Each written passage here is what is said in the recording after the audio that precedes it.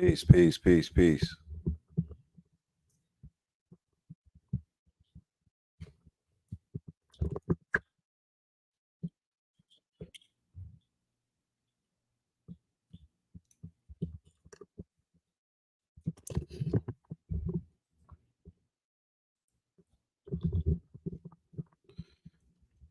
Love and light to the family. How y'all doing?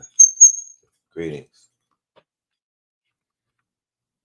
Let me know how we sounding on the voice, on the audio, and on the video as well. Just let me know because sometimes I can't tell on my end how we sounding and how we're looking and whatnot. So you guys gotta let me know if we good, if we Gucci, if we move forward and whatnot. You know, Um, Grand Rising to everybody. I'm talking about happy Sunday. You know, uh, yeah, it is very warm where I'm at. It's 90 degrees in Atlanta. So there's a lot going on. It's Memorial Weekend.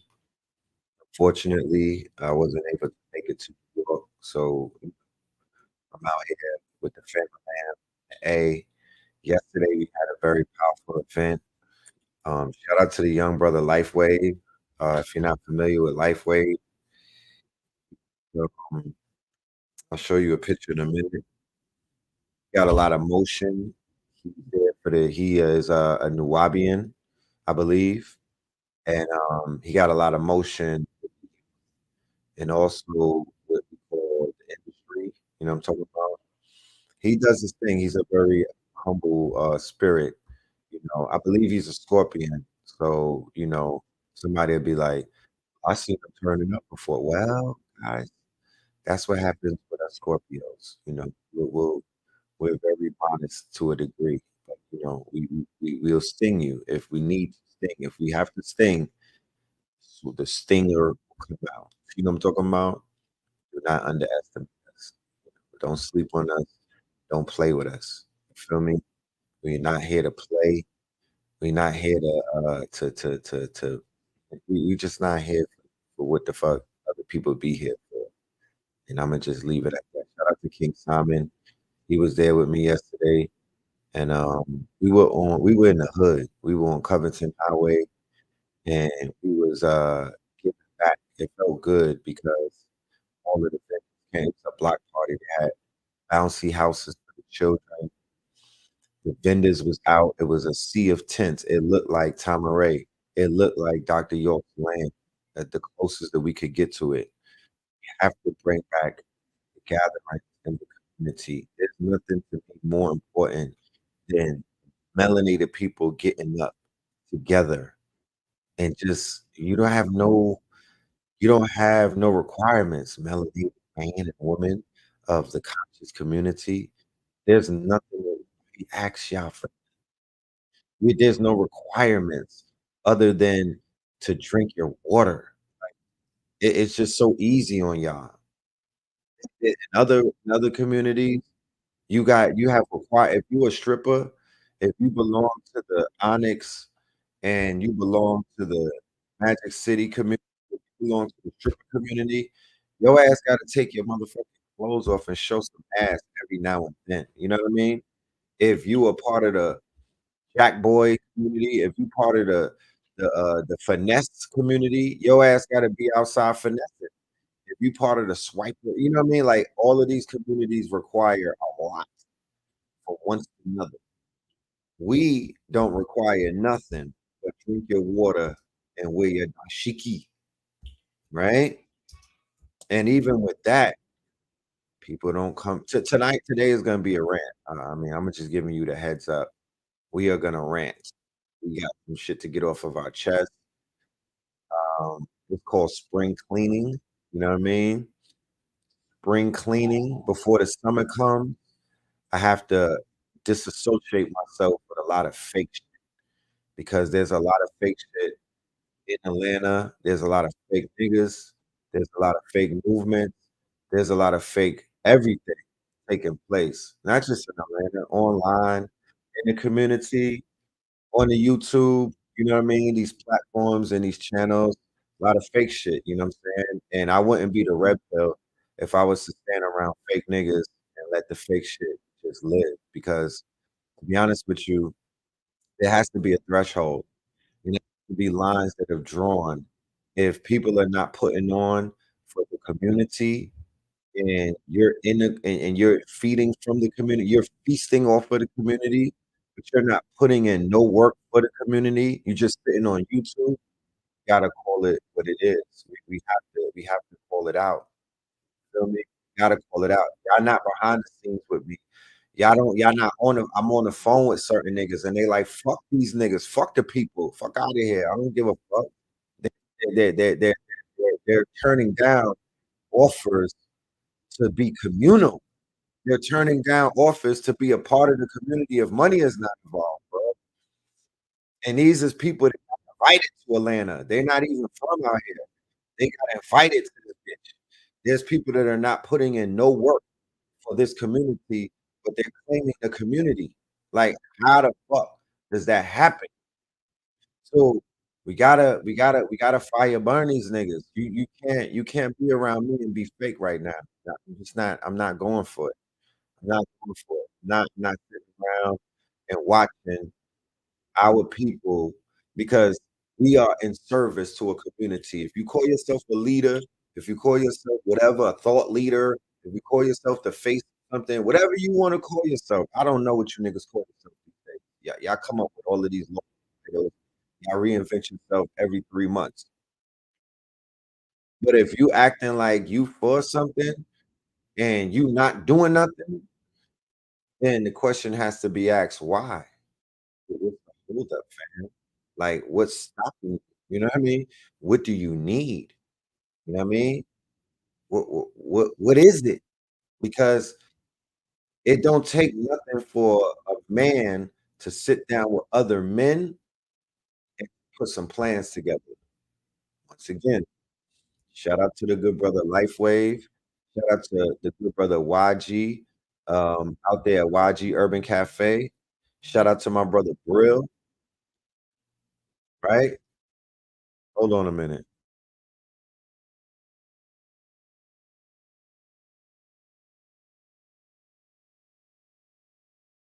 Shout out to my brother Brill at Industry Atlanta, who's opened up his $1 million facility to many different people to do events for free and for pay. You know what I mean? Shout out to him and his sister Penny.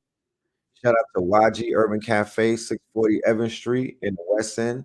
Shout out to Tassili's Raw Reality for being a center for people to come and express themselves and do festivals and allow vendors.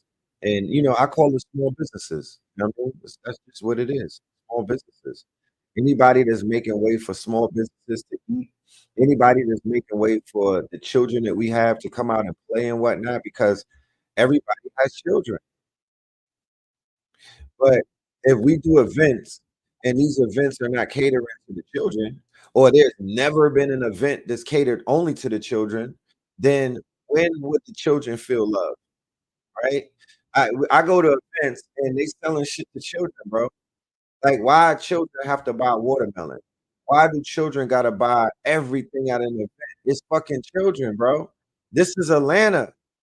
Before y'all moved out here, this was the place where Black excellence was thriving, okay?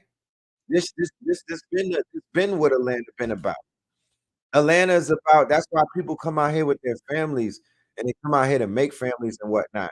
But this is not they're not family oriented and what they call the conscious community. I don't even know what the fuck that community really consists of at this point. And I'm not being facetious. I'm literally gonna just ask questions. I'm not pointing no fingers. Not yet. I'm not gonna name no names. I'm pointing no fingers. The first role is to take it to the public, right? To shame you hoe ass niggas. You know what I'm talking about? And if y'all try to act sassy aggressive, I'm going in your mouth. I'm not arguing on the internet. I'm pulling up and I'm punching niggas. You feel me? If you hiding, I'm gonna catch you. You know what I'm talking about? Because you gotta come outside eventually. If you niggas is hiding, We gonna get up to you. You know what I'm talking about? We don't do the internet thing. We're not about that. I'm not arguing with niggas that I know. If I met you before, Imma just box you to death. You know what I'm talking about? We gonna have to shoot the 5 because we ain't on that. You know what I mean? I'm not no sassy nigga. I don't argue on the internet. You dig what I'm saying? But I'm asking questions, and I wanna know, why is there no unity in Atlanta? I just wanna know. Why do they have 1,000 different fucking circles and whatnot, and none of you bird ass niggas get together and do anything for your community? Why y'all niggas is always on the sideline hating? You niggas be having email campaigns hating on niggas. You niggas be having secret fucking yeah, I heard some of the recordings because niggas be recording y'all, and they play the videos to us. Like, why does everybody hate on each other in Atlanta, bro? This shit is an epidemic. It's ugly. It's ugly. And who's suffering? The children, youth. They don't feel the love. They don't feel the camaraderie. They don't feel like these old heads is willing to give up anything and move out of the way, right? Because it's elders for counsel, youth for war. I shouldn't have to be outside doing anything. I should just be counseling people, making phone calls. "Yo, meet me at this, let's break bread. You can meet me, yo, pull up, we gonna have brunch. Imma help coach you brothers on how to or Imma help coach you sisters on how to do some things," right? Like how a coach utilizes his players to get the fucking championship, right? That's the only thing that we should be doing at this point as elders in this community. You know what I mean? But my question is, where the fuck is the youth at? Where's a collective of the youth that don't need, right? This that really is doing. I could say the brother Lifewave has shown and proved that he's one of the youth leaders that are rising to the call. He has a store, right? They're selling herbs and whatnot. They're selling books. They're keeping the tradition going from the Bushwick store, the Muwabi and Bushwick store that we used to go to in Brooklyn. Blue Pill was really going there a lot, and that's actually where he tapped in with Brother Light. And we are reaching. We've already passed the 7-year anniversary to the day. It was on Memorial Day where Red and Blue Pill called out Brother Polite on Black Magic 363, right? We all had agreed that, it was time to make a public statement and disassociate ourselves. Now, what people don't understand, because once again, this whole community is in shambles, not because of the fugaziness that is in the community. The community is in shambles because everybody that joined the community joined from different areas, right? Nobody came, we didn't all come through the same doors. And when we came through those doors, we did not get orientated about what is what, who is who, where is where. So because people enter into consciousness in different times, right? They take their red pill in 2020, they took the red pill in 2018. They took the, yo, Red, I see you on 19 Keys. That's why I met you. Well, fam, you didn't meet me. You met a part of me. You don't know me. You don't know my history. It would help if you would get to know who you listening to and find out where these people are, because we brought 19 keys into this community. So if you saw me on his channel, but you didn't see me before he got brought into the community in 2018, bro, you didn't see anything. You're not really tapped in like that. You think you know, but you don't know. So when it comes to Polite, the reason why Red and Blue had to call out Polite, because Red and Blue brought Polite into this community. Before Polite was on Dinetta TV, before Polite was on any platform, Black Magic, Key of Life, Baba TV, whatever platform that y'all saw him on, Vlad, Breakfast Club, Know the Ledge Radio. Me and my brother have a platform. before we were reporters, before we was jumping on other platforms, before we call that digital convergence. Other people will call it something else. What I call it is digital convergence. I was doing my research and it said the best way that you could, this was in 2013, and I wasn't rocking with Sinetta because we had beef and we would not do videos together for about 5 years because we fell out in 2009 and it got real nasty and whatnot. So we stopped working with each other. But I said I'm gonna bury this hatchet, and what I'm gonna do is I'm gonna share my life. So instead of me focusing on Know the Ledge or Know the Studio on Blog Talk or Know the Ledge channel, we began to work with other platforms and to help build it up. And nobody in the world, I don't give a fuck. That's where the fighting is gonna come in. Because let a nigga get sassy with me, and you know who you are with your sassy ass. Let a nigga talk sassy about, oh, my platform. Yeah, no, nigga, we build platforms. You know what I'm talking about? We build platforms, and those platforms bring us into a new audience. They help bring us around the world. But before there was a platform, me and Blue was on the road. Me and Blue Space Card, we was going around the world spreading this shit. We was coming back to New York, letting people know, yo, y'all niggas is global. You didn't know that? Leave New York. Get out, take a fucking trip, my nigga. Niggas did not want to leave New York. So people didn't know the impact of this consciousness back in like '07 and '08 and all that. Like we was moving around Miami, Atlanta, other places like, yo, this shit is big. This shit is blowing up. So we brought Polite through Blog Talk Radio. We met him on 2009. King Simon, who might still be in the building. I hope I don't chase you up, King Simon. You know what I'm talking about? Because I know when it gets hot, certain people go stage left. But we brought Polite into this community. King Simon booked him at a Dr. Sabi event, and we met the brother. And Facts Initiative in 2016. I see you. I see you. You feel me? My brother, Heru, he believed in us. He got us turned up. He believed in the Facts Initiative. He brought us to Connecticut, to Waterbury. Very honorable. You know what I mean? He stood on his word. And to be honest with you, in my history, I haven't got booked by more than 5 promoters. You know what I'm talking about? Shout out to my brother Heru. Shout out to what's his name?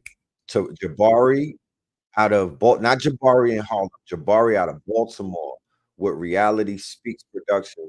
He used to do a lot of events with us. He would book us and whatnot. Salute to him. There's not a lot of names. I can't really give you a lot of names. You know what I mean? We had to book ourselves. Feel me? Because they was booking Polite. He was doing a lot of dick riding. And they was jumping on names, but they was not given the stage. They didn't book QT the Arts Degree. They didn't book Red and Blue like that. You know what I mean? Shout out to King Simon. He did some shit with Mama Pill and whatnot, honored. You know what I mean? But nobody gave no big stage to my mother to show the world that she cured AIDS and whatnot. They didn't do that for Mama Pill. People didn't make a way for her like that. You know what I mean? They was running behind trying to push the fucking scammer and the pedophile, and that's what happened. And then people wonder why the community is the way it is. But like I said, it's 7 years to the time that we called out Polite. But something egregious happened when we called out Polite. We got attacked by our community, and nobody wants to talk about that. And it's 7 years later, and as a Scorpio, we don't forget, and we don't forgive. And that everybody got to pay for what they did that day. You know what I'm talking about? And there's a list of names. And there's even niggas that went neutral on us. You're supposed to have still with us, but they went ahead and they went neutral and whatnot.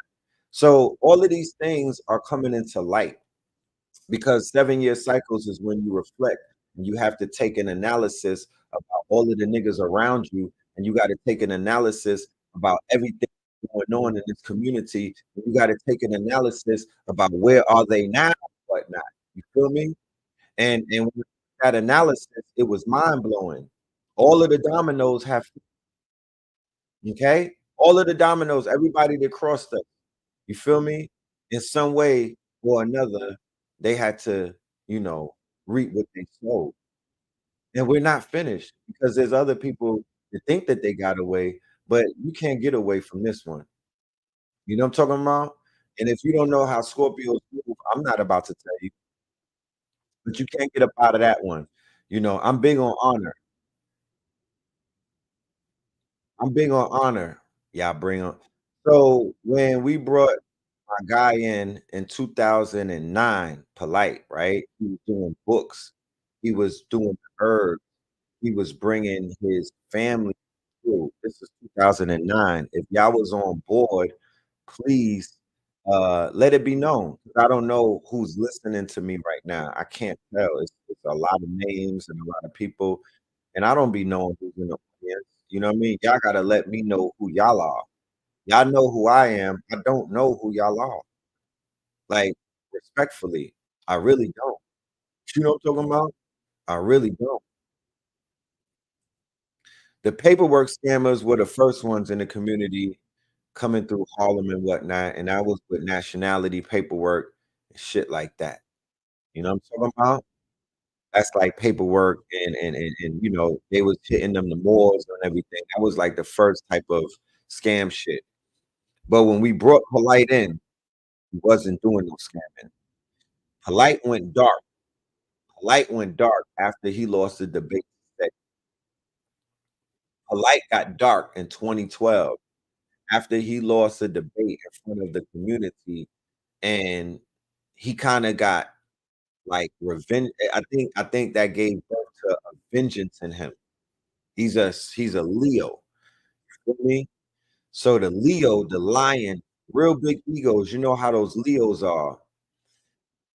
He kinda went dark.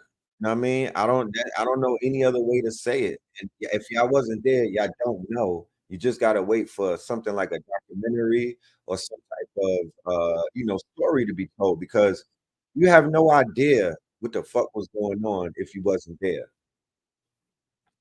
And theoretically speaking, there's only 3 or 4 people who know what was going on in the conscious community from a ground level because the conscious community was born on 125th Street across the street from the Apollo. There's no way, no how, and no argument about that.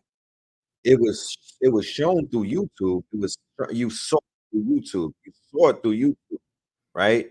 You were able to experience some of the things through YouTube because remember, you got 10-minute videos, 1-hour videos.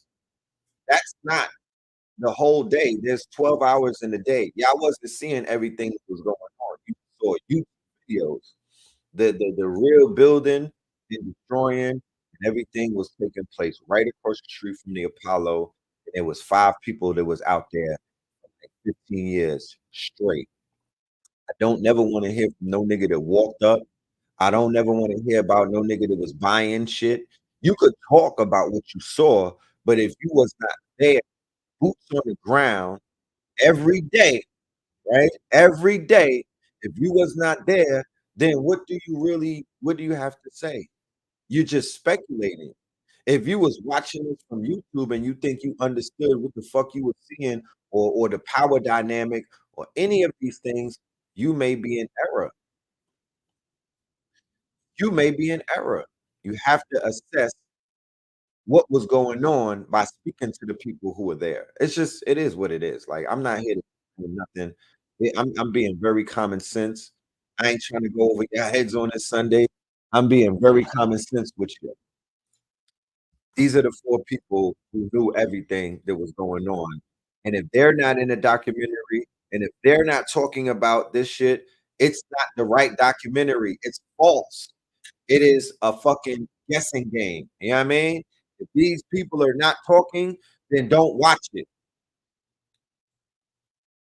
Nova Felder. Nova Felder, who is the son of Dr. Jack Felder. He was in Harlem on 125th Street holding that spot down before Sarnetta even showed up. Nova Felder saw everything. He is a library. His father, Dr. Jack Felder, he would have been the person to lay everything out, but he made transition. So we have about 5 or 6 libraries in Harlem that we lost since 2020. There's a brother by the name of Sekou who was out there all the way back in the days with Dr. Ben, right? He is a legend. He was selling DVDs all the way down by Linux and whatnot. He knew everything. He made transition. There's a brother by the name of Anthony, aka Tony. I came to Harlem. He was working with Sayetta and whatnot. He used to see everything. He knew everything. He made transition. Then there's another brother who is pillar in this community, a pillar in this community, a stand up, one of the fathers of the modern day conscious community by the name of Azazel, aka Azariah, and his wife, whose name is Majade, his ex-wife, I'm sorry, her name is Majade. She used to be the jeweler. So all of that drip that you were seeing me and Blue with, all of those crystals that you bird ass niggas was trying to act like y'all niggas was too good for. Y'all was trying to stunt. Y'all was low key jealous because you can't wear no fucking crystals and shine like this. You know what I'm talking about? Y'all was out there hating on the crystals and y'all was hating on all of these things, but low key dick riding on the side. You know what I mean? This shit is crazy. But anyway, Azazel was a pillar in the community. I see people in the chat from, you know, who could co-sign certain things and whatnot, and y'all feel compelled to say something when you feel it. You know what I mean? But Azazel is a library that unfortunately burnt to the ground because he died. He left us, and he had a lot of information. He was there before Sinetta too, right? He was one of the first. He's a divine student of Bobby and Dawood and a few others. We lost brother Dawood, right? Around the 2022 or 2021 mark. He's another library that burnt to the ground. We lost Clemson Brown. That is another library. Clemson Brown was the one who was recording every single lecture that Dr. Benningham was doing. And he was one of the first ones that created a library of what we would call the quote unquote, the university of, they call it UCLA, the University on the corner of Lenox Avenue. And what that was, it has evolved over the years, but what it started as books. And then it grew into cassette tapes, and then it grew into VHS tapes, and that grew into DVD tapes. When it was the books, Dr. York, you have to give that man his credit because he was the internet before the internet. You understand? To this day, people don't even know where the research was really coming from. But it was his tomes, it was his pamphlets, and it was his books in the late 90s, mid 90s, early 90s, okay, late 80s, right? When I came to Atlanta in 1997, I saw the impact of the Eastonton community. I was in the West End.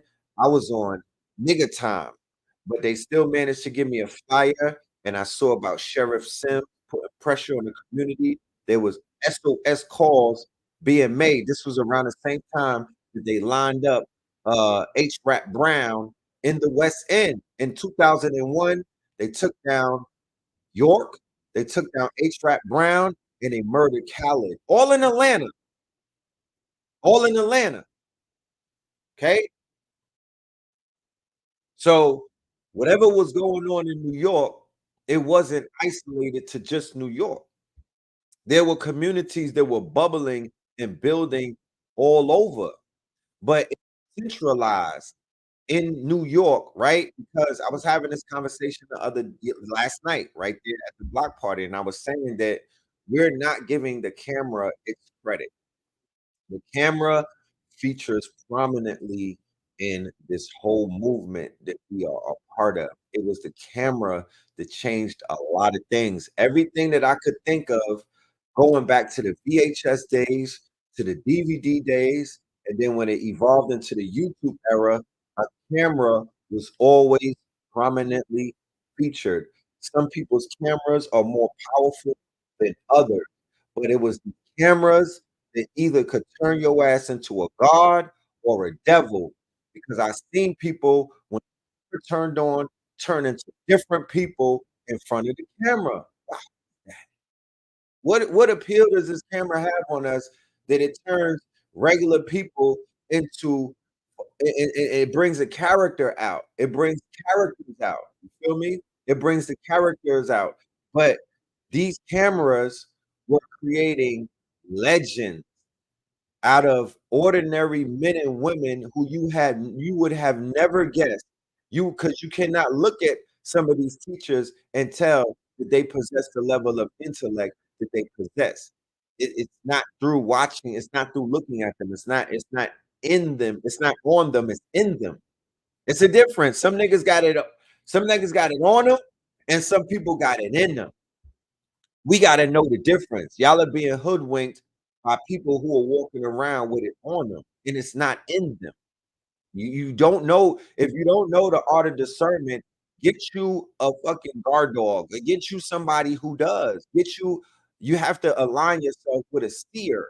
You have to align yourself with somebody, an elder who can give you counsel. You cannot move through Atlanta without counsel at this point in the game. I promise you. You cannot move through this community. Fuck Atlanta. You can't move through this community without some type of counsel, bro.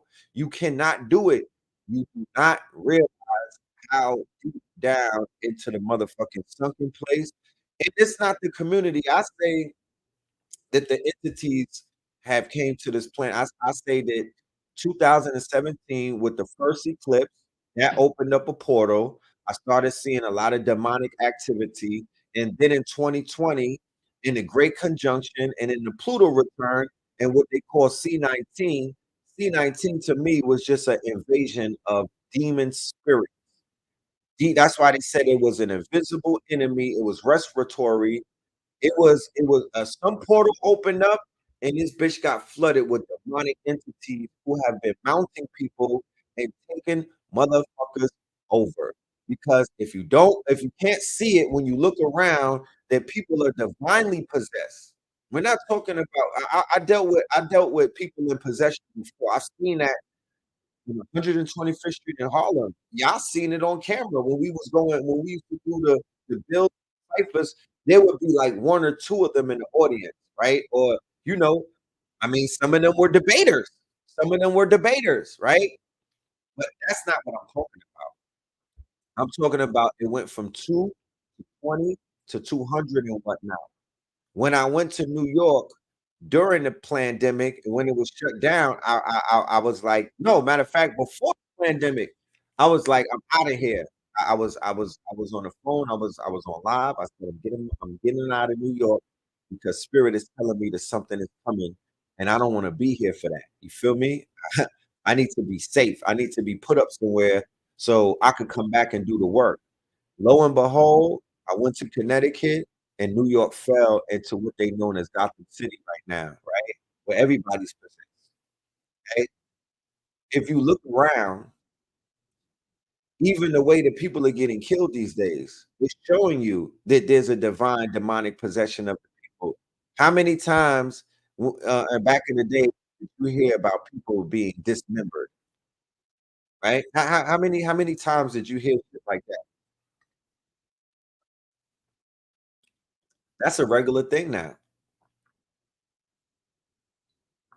That's a regular thing. They're taking a dismemberment is a ritual, family. You're not just chopping up somebody's fucking body and you're just like, playing the best of Jeezy and whatnot. And you're like, let me just get this out the way. No. If there's a beheading that takes place, that is a ritual. If there is a quartering of the body, and what I mean by quartering is to cut you in four pieces. That right there is a ritual. So they are doing rituals on these black girls and whatnot.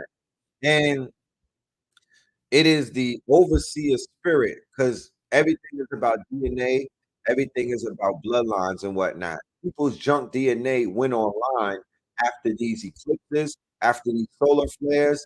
That junk DNA So if you got junk DNA, you a colonizer, you a Neanderthal, you're a Nordic person, and you have junk DNA of overseers or serial killers, because they were serial killers in the 1800s. They was in 1700. They were serial killing our people. Serial killers, right? They were killing the Indians. Same way that they killed the buffalo and the bison, they were serial killing women and children, especially when they had them on those plantations or those schools where they were trying to reteach them. You go to Canada, they were unearthing all of these mass graves. Those are serial killers. Okay, and the DNA of the serial killer is in those in your snow kings, lady, and those snow bunnies too. But definitely your snow kings that y'all are out here running around with trying to, those $1 million babies and whatnot, those snow kings, they're out here with the junk DNA activated.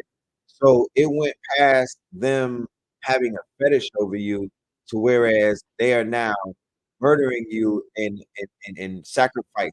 They're sacrificing you to Moloch, sacrificing black women to all of these deities because, like I said, it is a demonic possession. We need a mass exorcist, a global exorcism at this point. You feel me? So you got to walk around protected, bro. You got to have.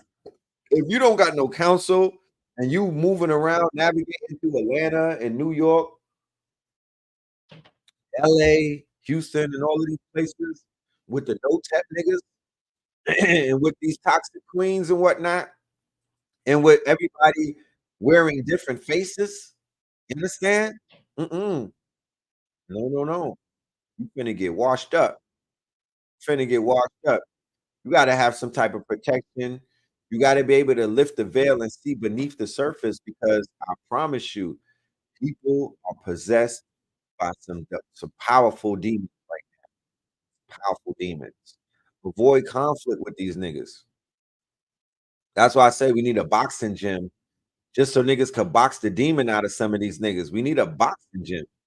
We don't need to be doing drive-bys, and we don't need to be on the internet arguing.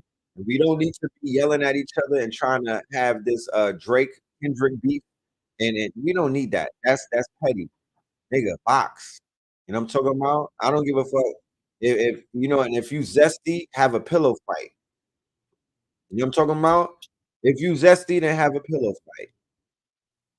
But avoid conflict at all costs because these are some divine demons walking the planet right now, and they will take you underneath the quote unquote firmament with them.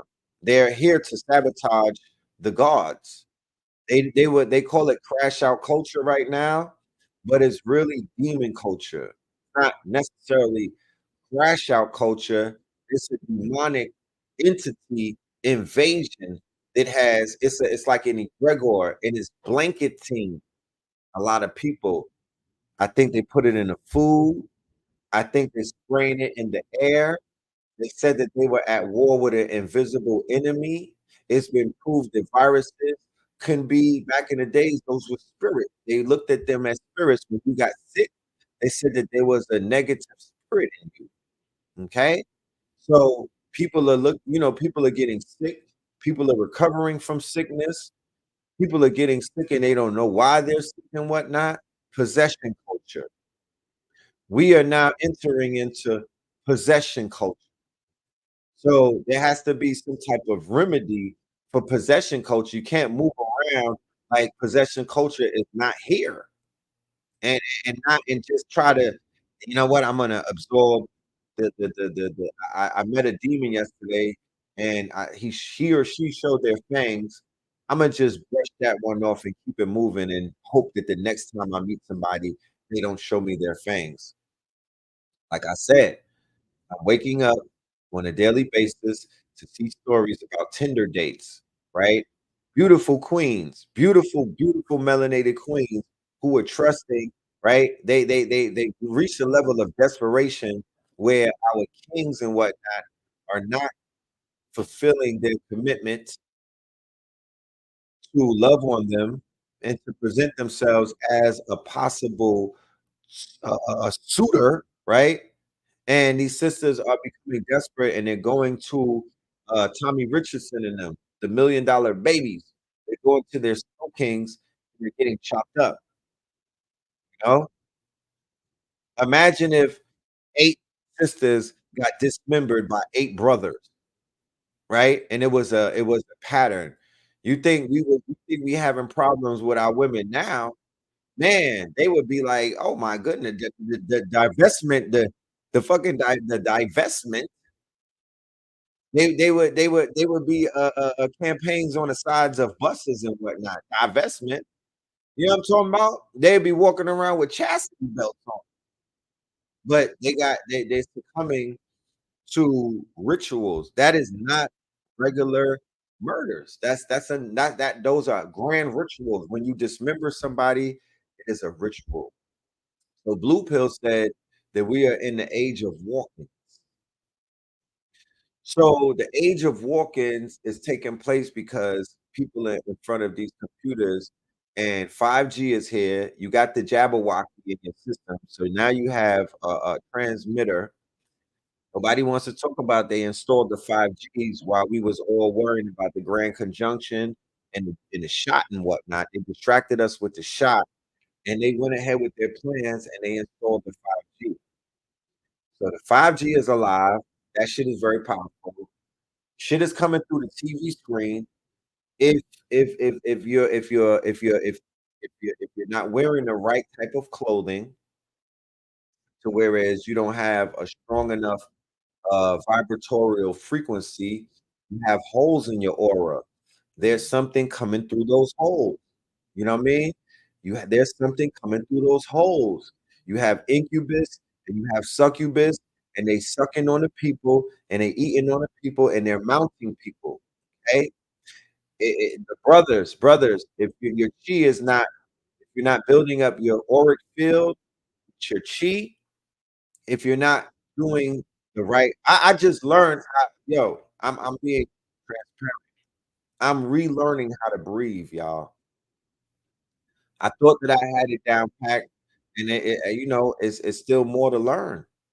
Feel me? We have to strengthen our auric field by any means necessary. You have to strengthen your field because they're walking in, bro.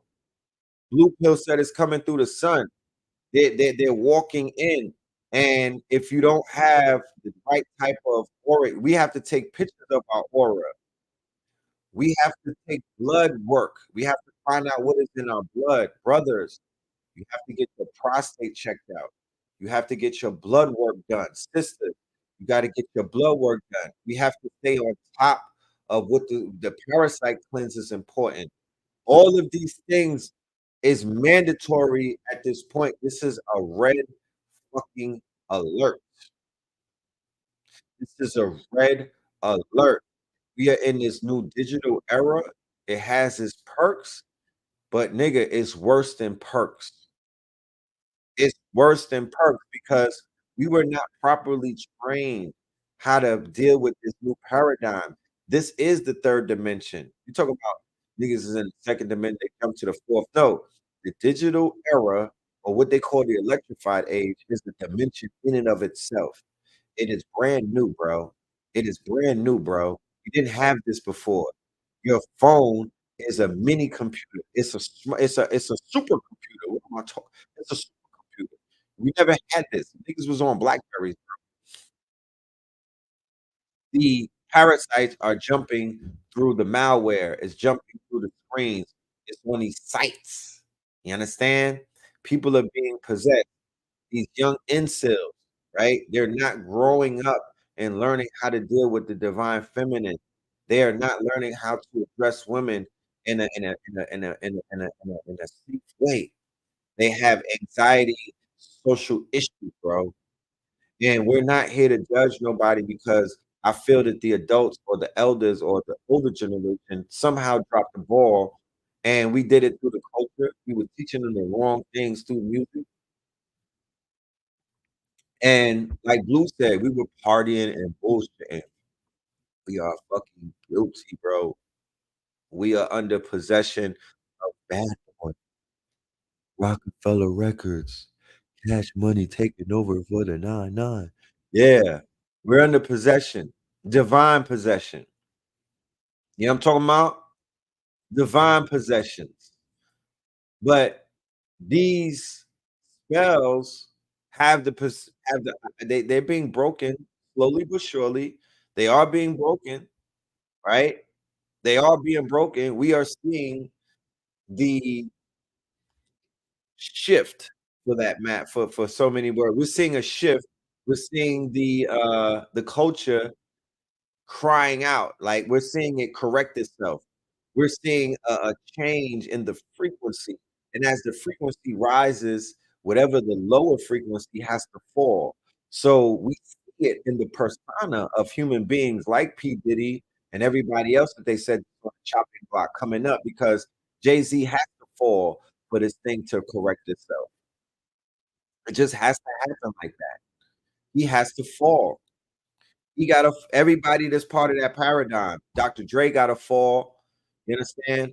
Because if there's no atonement for what was done, right? If there's no atonement for the shit that they had their hands in, then they gotta fall in order for other things to rise. If y'all gonna be in class tonight, I've been talking and I forgot to mention that class number 4, the finale of the monumental series that we have done. So proud of myself. And I'm so proud of everybody who was joining us, who was in the building with us, who was one of the students. The students, yo, y'all should be pat yourselves on the back because this that we did in this last 4 weeks with American Gods, we were able to successfully catalog many different things that took place. There's so much that took place in this month, but we was able to create classics. I don't even call it classes. It's 4 classics. 4 classics, okay? We captured lightning in a bottle and whatnot, and we were able to do the damn thing. We were able to document this war that took place in hip hop. We were able to document, the real ops, the real ops. You feel me? The real usual suspects, the big fish, not the help. I don't, we chop the head off of the help because they in the way, right? Like if you play video games, before you get to the final boss, you got to kill Drake. Before you get to the final boss, you got to kill the rappers because they're the ones in the way. They're the ones in the way. You feel me? So we got to get rid of them first. Don't worry about how, got to get them up out of here. So that's what we saw. They got moved out of the way, right? Um, I was at a party the other day. We just no, yesterday. I was at the block party. They played Kendrick, Not Like Us, right? And it still has its fangs. That shit turned into a party. Turned into a party. Don't let our people go back to sleep.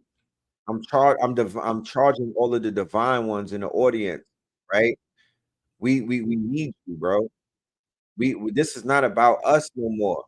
We are the elders. Me and Blue need to take we need to be the elders. We need to start giving the youth who are at war, right? We need to start giving the youth that are at war the type of counsel that they need because it's a war going on outside and they need at this point counsel. And I'm willing to give it. I'm willing to give it. I'm willing to I want to get out the way, right? Shout out to Blue Pill in the building. This brother right here, right? Lightweight, okay? He's one of the ones. He's one of the ones. I don't know his whole story and whatnot, but the brother's energy and what he represents, you know what I'm saying? That's something that we need to promote and we need to push. You know what I mean? There's a lot of young brothers that's doing their thing. Shout out to feaT One. You feel me? There's a lot of people out here that need to be highlighted feel me? And need to be supported and whatnot. You feel me? Because I never want the youth to feel like the elders is out here not there for them. The fuck? It's a war going on outside. I'm not here to play no more games. And I'm not dealing with no sassy niggas with egos and whatnot that don't want to help their people. It's all good. Everybody is not sociable. Everybody's not for outside. Some people they get anxiety around people. It's all good. You know what I mean? But for the social ones, we need to figure out where do we meet? Like what ground do we meet at?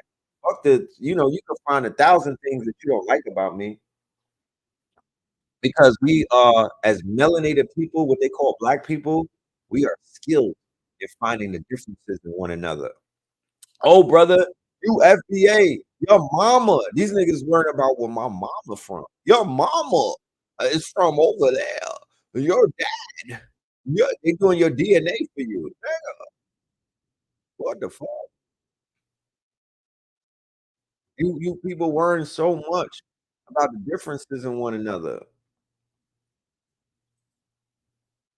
but they don't want to point out the similarities in each other. You have to What? hear this to believe this.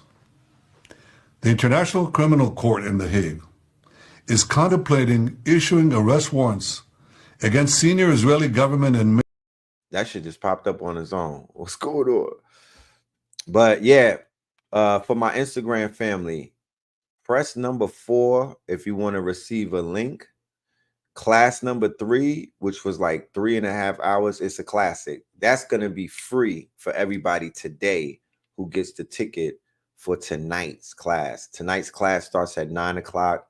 It might be over at midnight. I might bring on a special guest, I might not. I got a lot of information to close this one out.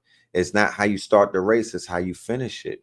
We're gonna finish this shit off with a bang, a bang zuli, you know what I mean? A bang, a big bang. You feel me? American Gods, Gods at War, class number 4. You know what I mean?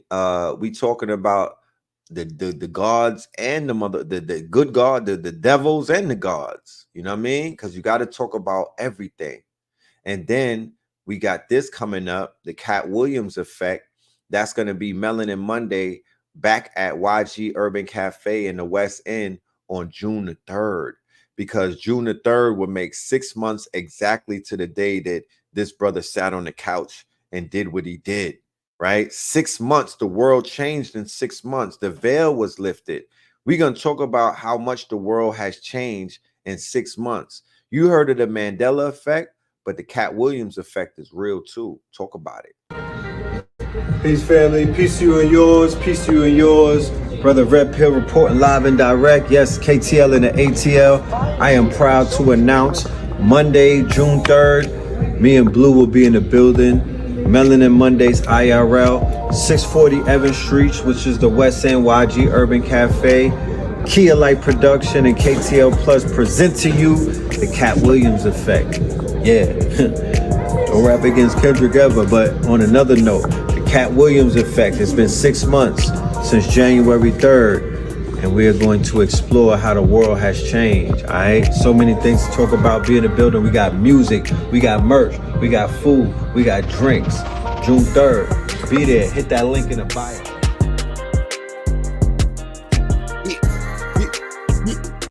That's going to be lit. You know what I mean? West End, we are back in the West End. We're going to be doing it every Monday for the summer. Come outside. I mean, you can't stay in a house in Atlanta. You got to come outside. You know what I'm talking about? You'll be miserable in these houses and whatnot. But the Cat Williams effect, let's talk about that. We have the live is going to end for the IG family. So you could come over to the YouTube. That's Know the Ledger. All right. Know the Ledger 44. But what is the Cat Williams effect? The Cat Williams effect is the Kendrick and Drake battle. The Cat Williams effect is Joe Rogan featuring Terrence Howard, where now Terrence Howard has come out. He already came out on other shows. This is the new coming out. I'm sorry to offend anybody who came out before, but the new coming out, because coming out as bisexual, that's not a come out anymore. There's no coming out. President Obama changed that. The new coming out the closet is that you're smart. Think about that. And you might be like, huh, Phil, red is bugging. No, really, I'm dead ass. The new coming out is that you're smart. And Cat Williams showed you that. Terrence Howard showed you that. And a few other people showed you that. You have to not play. You can't show them, for those that play spades, that you can't show them that royal flush, right? What did Terrence Howard tell you? He said, I had to secure 94 patents before I revealed myself, because if I didn't, they would have killed me. That's what they do to those who are smart and intelligent. And when you're a certain type of intelligent, you are a threat to the matrix. They will knock you off and take your patents, because that's what this is all about. He secured the patents. He would not been able to be an actor. I'm going to highlight how important this demonstration is. He would not have been taken seriously in any of his roles if he led with his true self, right? If he jumped out as, I'm a smart nigga at first, he could not have been the Terrence Howard that we know. There are many people around you like that. They are in character. But Terrence Howard gets a pass because he's an actor. He's a thespian. So for all of the people that I know that's running around in character, why don't you niggas go and do some movies and whatnot? Take Terrence Howard example. Why don't you become a legend and whatnot and make some money off of those characters? Because that's exactly what he did. I don't care if you're smart. That doesn't mean anything to me. I don't give a fuck about your intellect. If you're not doing anything with it, you are useless eating right now. If you don't have no patents, if you don't have no inventions, if you're not getting together to solve no problems, if you don't have a track record of your work, you have the permission to be somebody else in front of us too. You don't have to show your hand. You don't have to impress the masses, because the masses are the asses. They don't deserve to even know who you truly are right now. Stop showing your hand. Take advice of Cat Williams and take advice from Terrence Howard. They played the machine the way that you have to play it. Remember, Neo went into the Matrix. He did not defeat the Matrix. He became one with the Matrix. They said that he was the one and he was going to take down the machine. No, he was inside of the machine. He was not outside of it. At the end, he went inside of the Matrix. So you have the permission to be any character that you need to navigate through this Matrix and to make happen what you need to make happen. Stop going under. Those are old rules. They do not apply anymore. There is a new dimension, and it's called the internet, or the digital electrified age. That is exactly what the Matrix was showing you. How did Neo get into the Matrix? Through the phone. Through the phone. He was in Machine City. That is this right here. He went through the phone. That is the quote unquote cloud, my guys. That's the internet. Okay. That is the internet. For all of my IG people, I need y'all to hurry up and get on YouTube, because it's going to end in 1 hour. I don't make up the rules. That's how StreamYard is. But if not, press 4, get your tickets. Like I said, you get the free class from the 3rd class, and you get in the building tonight. It will be recorded. You will have the replay, and you will have access forever. You know what I'm talking about? And we cooking tonight. This is just a warm-up plate. But Cat Williams effect. Williams effect. I'm going to show y'all. This shit is going to be, and Blue is a part of that as well. Blue is on the flyer. Blue is going to blow this shit out the water with his breakdown, and I'm going to blow it out the water with my breakdown. And we are literally going to be unlocking a lot of the quote unquote, we just going to unlock a lot of the shit that's on a lot of people's brains. We're going to help you break through. We're going to help break through, because Cat Williams made my life easier, family. I have conversations in barbershops that I've never had before. I have conversations with hood niggas that I've never had before. I have conversations with what they call strippers or women of the night that I was never able to have before. And who do I use? Cat Williams, right? As foundation. Okay. And it works. So we got to use the things that are being made available. That the universe is throwing us alley-oops, alley-oops. The Kendrick shit has helped me navigate into the world of the youth and whatnot. Now I'm able to have bigger conversations with them because the window is slightly open for us to jump through. Right? That window is slightly opened for us to jump through. And boy, oh boy, are we jumping through. You better believe that we jumping through. I'm climbing through them windows like Ezekiel on Friday. You dig? I'm getting up in there. You feel me? Wherever the youth is at, we chopping it up because it's not always gonna be like this. It's not always gonna be like this. They're gonna be like, yo, get out of here, old head. We don't want to hear from you. You know what I'm saying? We dancing to the sassy shit that Drake just put out. You know what I mean? It's literally, that's where we at with it. You feel me?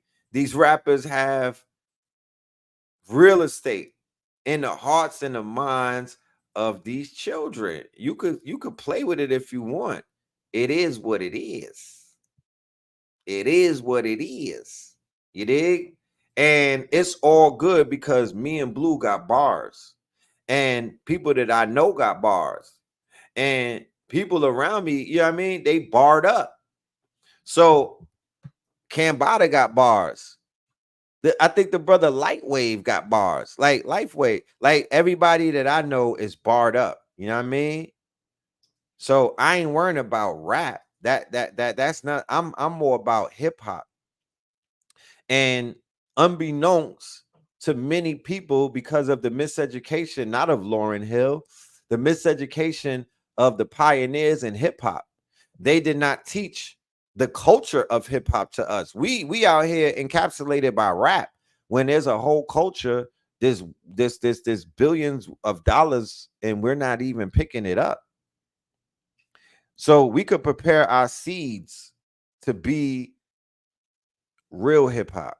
And what I mean by that is, let me break it down for you so we can have a clearer understanding about what real hip hop is versus what Hip Hop Inc. is and what rap is. Boom. So we are in the throes of the 50th year anniversary. Keep in mind, it didn't end. It started in August, and August is not here yet. So we're still in the 50th, right? But what they celebrated, because we're in the first, what they celebrated was rap music and hip hop incorporated. That's the shit that the corporations like Universal and Def Jam and Sony took from us. You understand? Through contracts and through higher and through more money, right? And through bigger bags and whatnot, they were able to convince ghetto youth and whatnot. They were able to convince sufferers, people who were suffering because they didn't have. Yes, they were able to convince them to come along and sign on the dotted line. And what happens? I gotta act now because of that. I got my video the other day where I was on YouTube and I played Not Like Us. I played the Kendrick song, right? Because I just was like, I played a video on Instagram and it has Kendrick's Not Like Us. Universal Music Group basically sent me a strike. And they blocked my video. I can't even download it. They got some lock. It's like a boot that they put on your car. They locked that shit down so hard. And I literally played 30 seconds of a song of Kendrick's. So what does that show me? It shows me that Kendrick and Drake is owned by the corporations. They're both compromised. They're both employees. They're Hip Hop Inc. They're not hip hop. These are rappers. That nigga Kendrick has to ask permission to release a song. He got a white man who is called his master or his owner. He has to answer to people that don't look like him. So he's not free. His likeness, his voice, his image, his name, all of that shit is owned by Universal. He's a fucking slave. You understand? He might as well put it on his cheek And salute to him, but he told you he's the biggest hypocrite.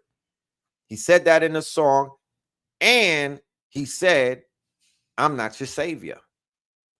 So I was like, shit, you know what I mean? I had to come to grips that all of the rappers that we looked up to, all of the rappers who we was like basically, you know, adorning, like we was loving these people, you know, sisters was out here wanting to marry. Oh, you can have my baby, DMX. I want to be dear.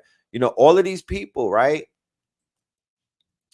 They are all glorified help. They are employees of a corporation that strategically put them in debt. They are debtors, right? And they are controlled opposition at this point. Nobody wants to bring up the fact that all of these companies are now admitting that they lied to us and they poisoned us, and they took down some of our parents and our grandparents, our favorite aunties, and even some of the children in our families with this poison that they put in our bloodstream. The rappers pushed it, the actors pushed it, the athletes pushed it, the politicians pushed it, and y'all got the nerve to ask Red Pill who he's voting for. See, that's why this is where I get ticked off at, and that's why I be going off. And niggas is like, yo, Red need his meds and whatnot. They be saying that I need meds because I'm going crazy. But wouldn't you go crazy if one hand people are admitting that they purposely poisoned us, and then nobody is saying nothing?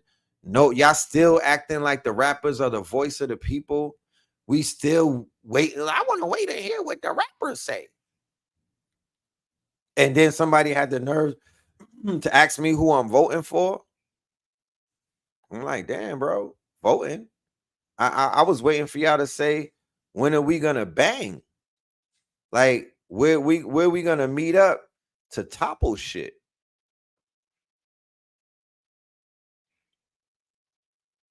What's up with that? You know, there's no more talking. Like, this shit is defunct. I'm not participating in none of it. Not a thing. I'm saying buck the whole shit, bro. You know what I mean? And you know, and just rebuild from whatever you could rebuild from. Like, I'm not participating in none of that. I'm literally at war with this shit. Like, I'm aggressively against all of them now. So, higher infinite power healing our people. Say it with me, please, on this good, glorious Sunday. Shout out to This is the Sacrilegious Sunday sermon. I am your Pope Richfield. Higher infinite power healing our people. If nobody told you, because once again, a lot of these old heads, they supposed to get that shit tatted on their forehead, right? If I was a pioneer in hip hop and I see that the youth is tattooing themselves, well, I'm gonna tat that on my neck. If I'm one of these old pioneers, tat it on your neck, my nigga, tat it on your forehead. Higher infinite power healing our people, so everybody could see that's really what hip hop is. The fact that none of the corporations evoked that, the fact that they was at Yankee Stadium, they was at BET, and they was at Essence Fest, if they did not invoke the acronym, because hip hop is an acronym. It's not a fucking word. It's an acronym. I didn't make this up. Go and ask the pioneers. Go and ask the pioneers.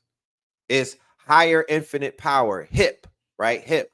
Higher infinite power, right? You know, when you tapped in and you writing these rhymes and they're downloading to you, or you're writing your poetry, or you're making your beat, it's a higher infinite power that you're tapping into, fam. Where's these rhymes coming from? Where are these ideas coming from? How did you know how to chop up that sample?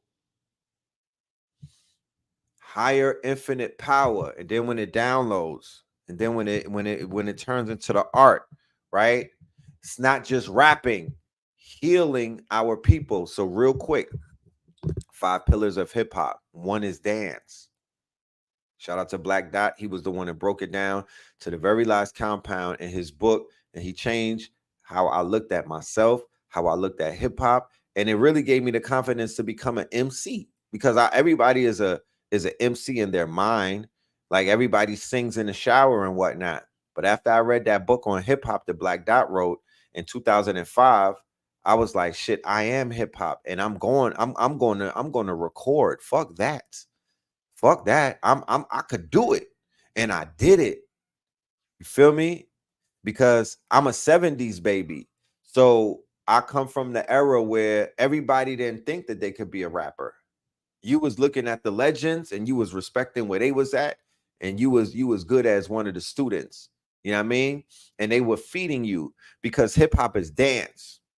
Black Dot broke it down to, he was the one who correlated ancient Egyptian or Kemetic or Sumerian or African practices, or even ancient indigenous practices, with what we see today in hip hop, just to show that it is the culture that was already with us. It just has evolved.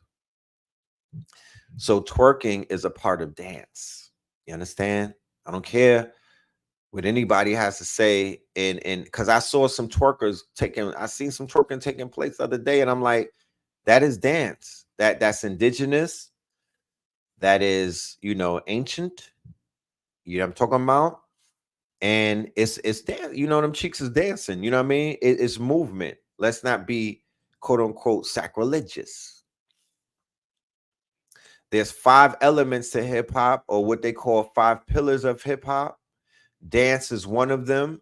When they're doing that juke dance, all of that shit on TikTok is us. The Les Twins over there in Paris with the happy feet, that's hip hop. That is a multi-billion-dollar entity or industry in and of itself, dance. Ladies and gentlemen, you can go to China. Well, now with TikTok, the cultural exchange is different. But you literally could teach dance class. You could be bottomed out. You could have nothing. You could go and teach a dance class and create a living for yourself. Just teaching little babies how to dance hip hop. Right? Anywhere around the world, Venezuela, Czechoslovakia, Russia, China, anywhere that you land, anywhere that they drop you off. I don't care if it's a village in Mozambique, in Tanzania, and it's not about money. I'm not talking about money. I'm talking about energy. You could garner up some powerful energy by having happy feet and teaching people the divine dance of what we call hip hop. Okay, shout out to Sharif Bey in the building. He is a martial artist and whatnot. When they do martial art demonstrations, they are dancing. Okay, so that's one pillar of hip hop. We have dance. The other pillar of hip hop is art, right? So wait, rewind. They had a dance called Walk Like an Egyptian when I was coming up and whatnot. So the correlation between the dance of today is that we was in Kemet dancing and whatnot. We was in ancient America dancing. We was in Peso America. You know what I mean? We was doing all of that. So next we have the art, right? And they called it graffiti back in the days because they was tagging on trains and stuff like that. But nowadays, the artist is the graphic artist who made the flyer, the artist who designed the clothing and whatnot. The artist is he or she who utilizes any form of art. There's been an explosion of art in the melanated community. I met 19 Keys in 2018. Okay. They had a traveling art show. I went and met the brother and was like, bro, I think that, we need to link up and do some work, because I see you on the internet doing your thing and I see what you're doing and whatnot. And then we put him in front of Brother Rich's camera, right? Because remember, the cameras are featured prominently. The technology, the camera is the foundation of this community. Camera. Because you put somebody in the front of a certain camera, everything changes. They get introduced to networks that they would have never been introduced to, right? Because to be honest with you, we brought him into our network. He didn't bring us into his network, okay? We brought him into our network, and that's when life changes for him and everything that he represents. But I didn't get it. He didn't bring the art community to us. We brought the conscious community to that man right there. And we did that for Polite, and we did that for many, many others, going back to what I was saying earlier about the earlier phases of Know the Ledge and what we represent. We wear many, many hats. You can't pin us down because you people don't, it's quantum. It's quantum. We don't do one. We don't do one. We're not one trick ponies. We serve many different purposes as the Abeji. So, art is art, right? Graphic artist, illustrator, designer. It's all art, right? And there's been an explosion of black boy art shows. You feel me? Yeah, he went to jail. Black boy art shows. There's all of these painters. They doing the Basquiat painting, and then now we're in generative AI, where the computer, Stable Diffusion, and Midjourney, they're the artists. And I've seen some monumental art being done using AI. So it is what it is. It's the progression of this culture.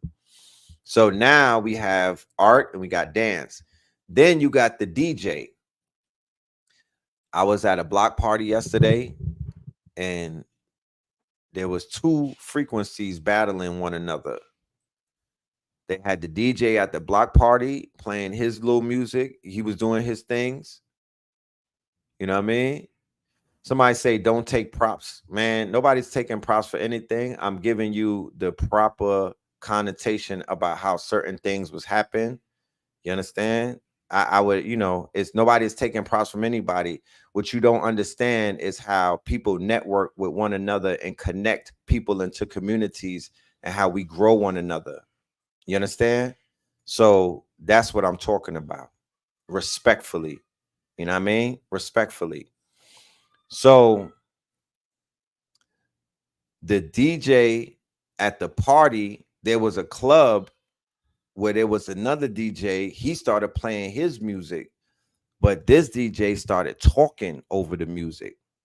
So he was doing hip hop, because the original hip hop was the MC and the DJ going together, raising the frequency, getting the party hype.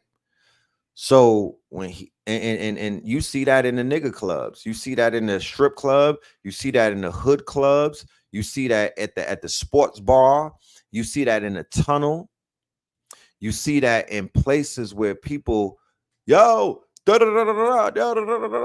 get it in, right?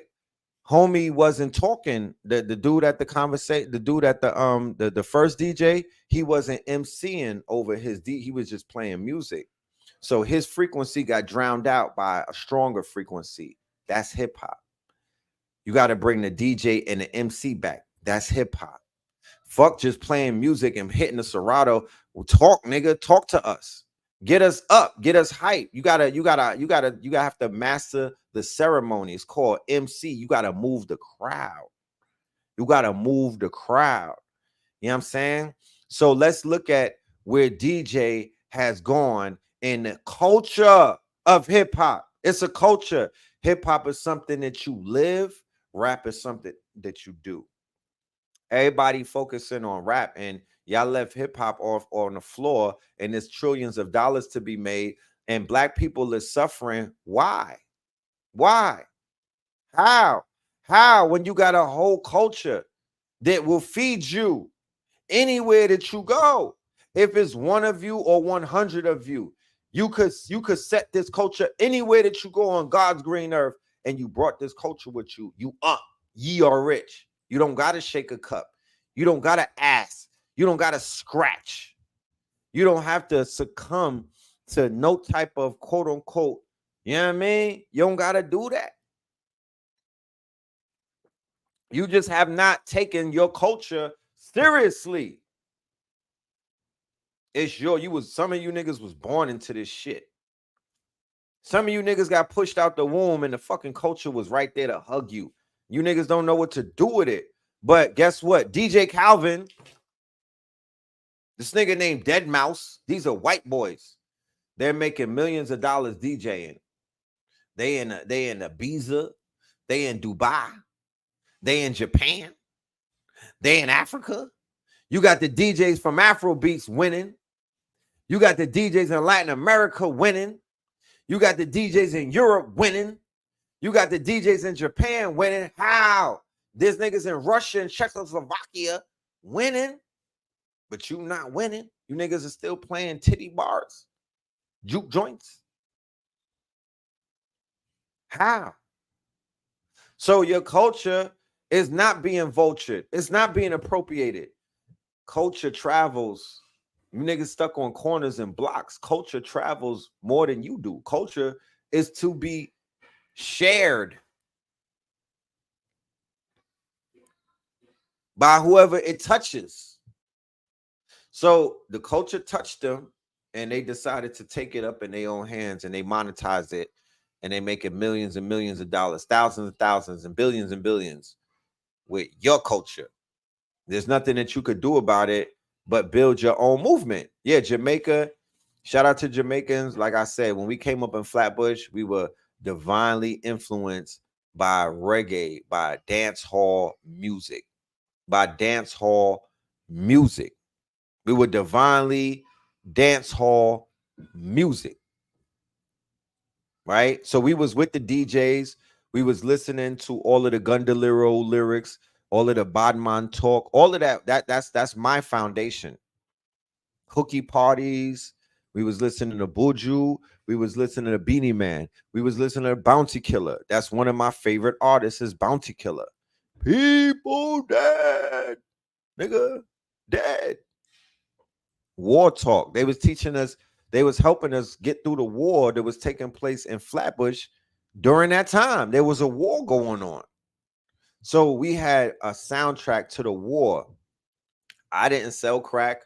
I'm not a drug dealer, but there was a drug war in Flatbush in Brooklyn that raged on for about 5 or 6 years between FBA niggas and Jamaicans, Haitians, Panamanians, and Trinidadians.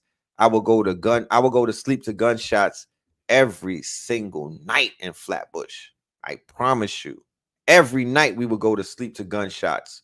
So I'm listening to Scarface. I'm listening to NWA. I'm listening to Ice Cube. I'm listening to mixtapes. I'm listening to gangster rap. Feel me? And then I'm listening to all of the gun lyrics from the sound systems from King ID's, Bass Odyssey, Kilimanjaro, you know what I mean? Spectrum. I'm going to Caribbean Dome. I'm going to Biltmore. I'm going to Tilden. I'm going to Starlight. I'm outside. You niggas was not there. You know what I mean? It was not there. And we were divinely influenced by reggae culture. Remember, Heavy D was super lit when we was coming up. He was Biggie Smalls before Biggie Smalls, and he was a Jamaican. He did the song with Super Cat, and he did the first song with Biggie Smalls. You know what I mean? So we went once they merged dance hall and hip hop with Heavy D and whatnot, and he made it a little palatable. And then like Patra came in, Shabba Ranks came in, and they were like they commercialized them and made hip hop people, you know, warm up to them, right? Then Biggie, who is Jamaican, he came in and he basically, you know, he was the one who bridged the gap because he wasn't coming in on no Jamaican shit, but he's a Jamaican who was a master, quote unquote, lyricist, master musician in terms of, you know, taking the whole sound and merging it, because he was giving you dance hall gunman lyrics, but he was just giving it to you in the boom bap, right? So boom, we got that, right? So these pillars of hip hop. So let's talk about the MC, right? Which is the fourth pillar, which is one of the most important pillars, because they said that hip hop started out with the DJ, right? And the DJ was playing the break beats, but it was the MC or the master of the ceremony who was the one who had to say, get on up and during the break, while the break beats was playing, you know what I mean? You give a shout out Brooklyn in the house. Is the Bronx in the house? Is Manhattan in the house? Boogie Down Bronx is in the house. Manhattan keeps on taking it. Brooklyn keeps on making it. That's the MC. That's the master of the ceremony.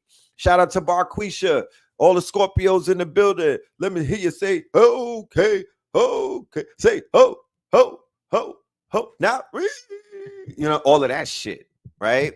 And it went from that into dudes doing lyrics, and then it went from that into dudes doing songs, and then it went from that into the Sugar Hill Gang, first platinum record and whatnot, and then the message with my guy Melly Mel, Broken Glass everywhere. People took it, yeah, rewind, right? So one of the peoples who mastered the DJ or the MC was the Jamaicans with the quote unquote sounds with the sound system. Henceforth, why they gave Kool Herc one of the titles as the pioneer of hip hop.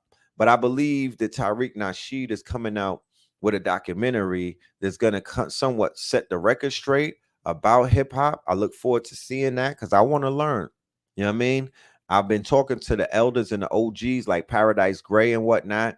I'm learning so much about hip hop that I thought I knew, and he's giving me a history lesson that I needed. You know what I mean? And it goes very deep. It goes way deep. You know what I mean? Hip hop is not something that just started out of nowhere. This thing has a history. But anyway, the MC, the master of the ceremony, the lyricist, what they have all of us focusing on, and we think that is hip hop. And I'm here to let you know that it's just one pillar of five.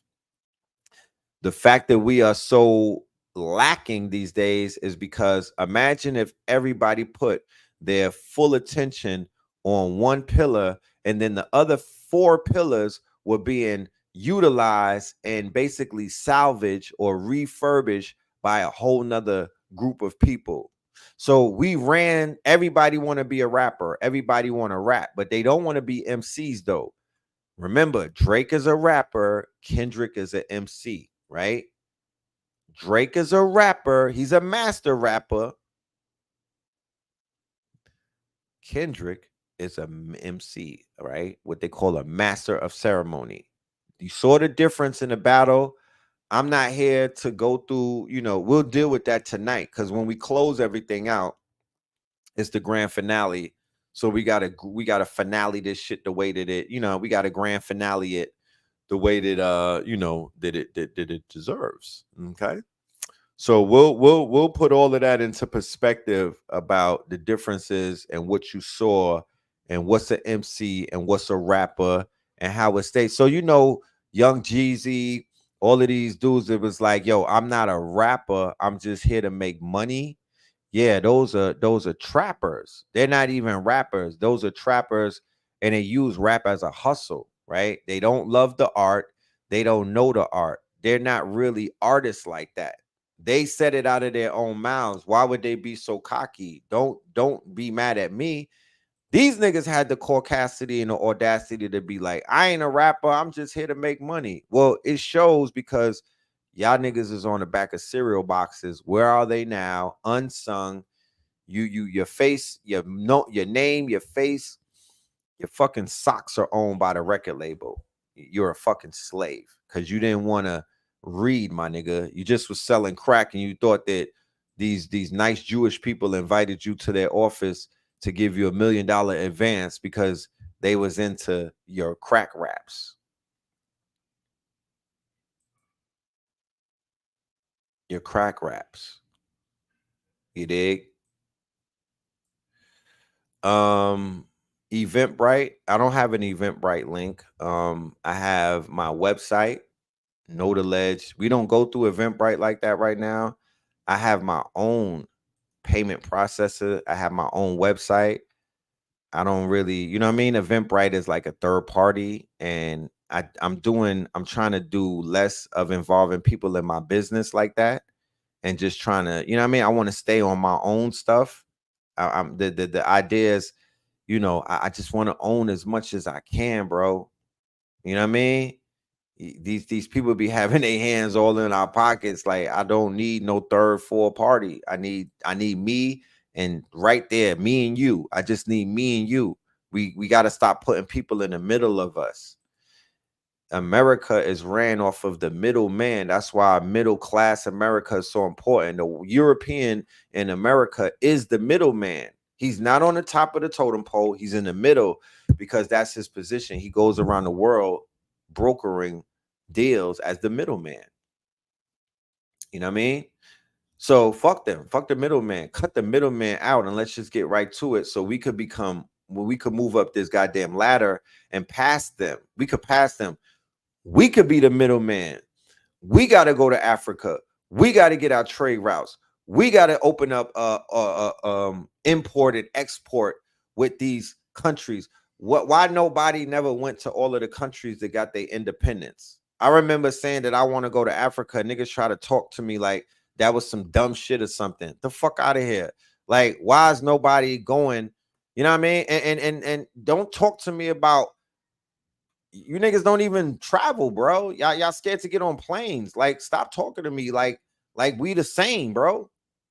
The fuck? I'm a navigator. I'm a Moor. We travel the 7 seas. Like, I'm a global citizen. I got conversations around the world. I got people to meet around the world. I'm cultured. I'm cultured. I could go to Asia and throw the shit on, and they would treat me like I'm one of them.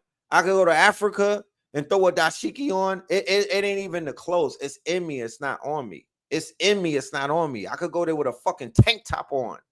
You know what I mean? It ain't where you from. It's where you at. So don't, you know what I mean? Niggas be trying to project their fucking lack on people, and I don't like that shit, bro. You know what I mean? Let me cook, nigga. Let me cook. We gotta go. Our face card, we need to be around the world. We gotta stop being local jokers.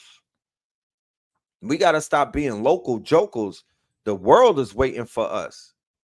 People want us to stay on the block, nigga. The world is waiting for us. Our face card is good around the world. And unfortunately, they dragging their feet in America. They got identity crises out here. They got this FBA versus other shit going on. It's a bunch of bullshit. So we need to move around, plant some seeds and whatnot.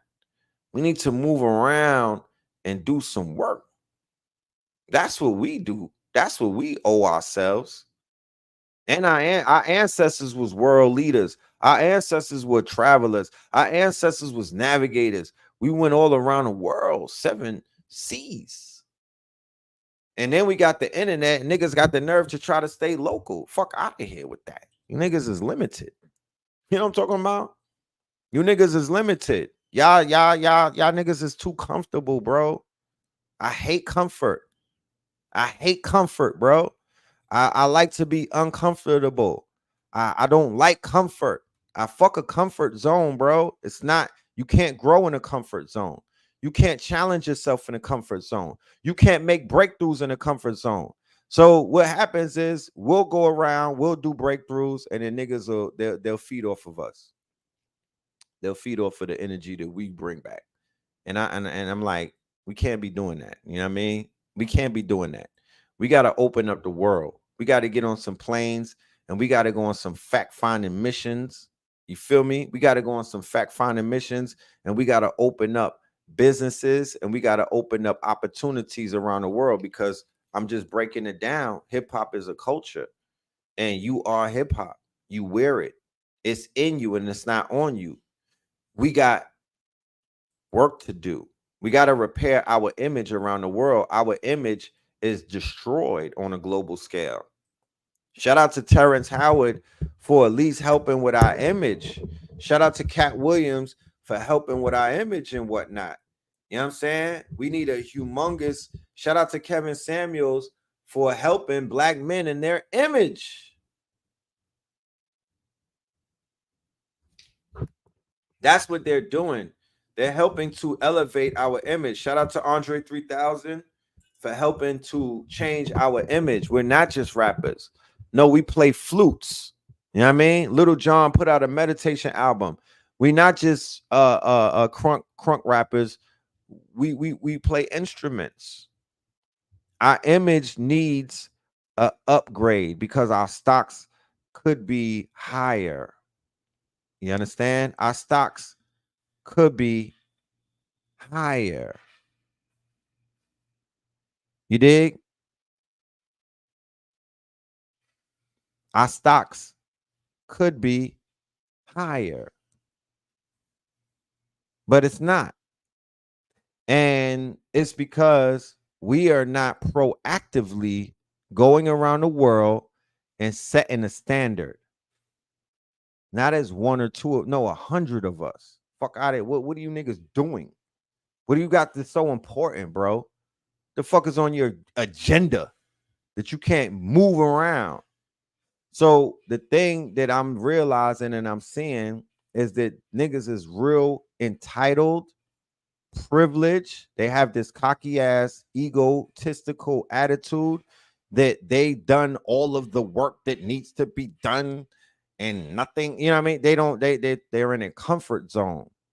They're in their comfort zone, and they don't want to work. They don't want to put in that work, and they real cocky with that shit. Like they like fuck the people, niggas. We give them the bare minimums, and they good. But I'm like, nah, it's time. It's a SOS. It's a SOS. The people need us around the world. They need solutions. They need to see different leaders come together and not just doing interviews, not just sitting around stroking one another's ego, not just feeding off of one another, not just trying to siphon each other's because niggas is doing swap sharing of audience. Let me share your audience. I'm gonna swap my audience with yours. I'm gonna swap. And then they sitting back watching the people suffer. They sitting back watching the economy collapse with no solutions. They sitting back watching people crying. And nobody is doing nothing. Nobody, they like, yo, that ain't me. I don't give a fuck about it. I'm not taking on no problems. I'm not taking on no issues. But when we signed up to be thought leaders, when we signed up to be conscious, when we signed up to be the face of this shit, I don't know what they signed up for. I don't know what they signed up for. I know what I signed up to do. And the niggas, and I was under the assumption that niggas, that if you stand next to me, I'm under the assumption that that's what the fuck you here for too. But nah, come to find out, it's a lot of clout shit. You know what I mean? Motherfuckers is doing this for the ego. Niggas is doing this for the clout. Niggas is not really about that life.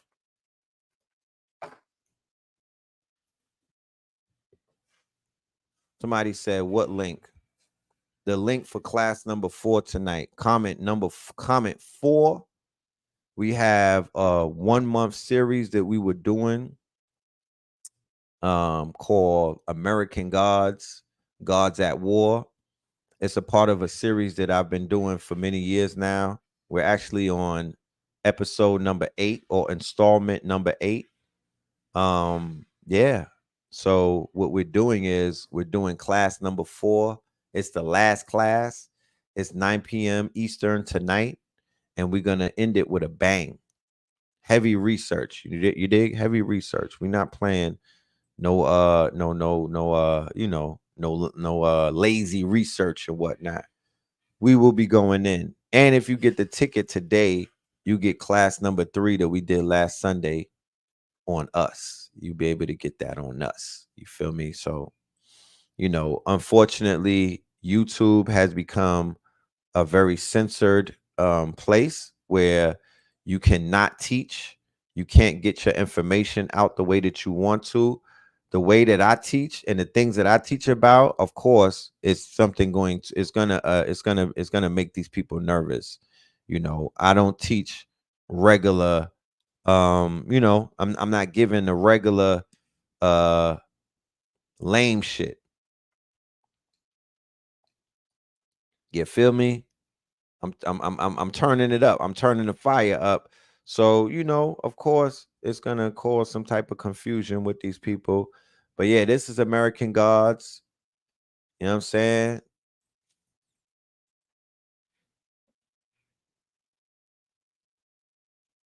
This was a commercial for class number 3 and whatnot. Just to give you a little bit of insight on the information that we break down.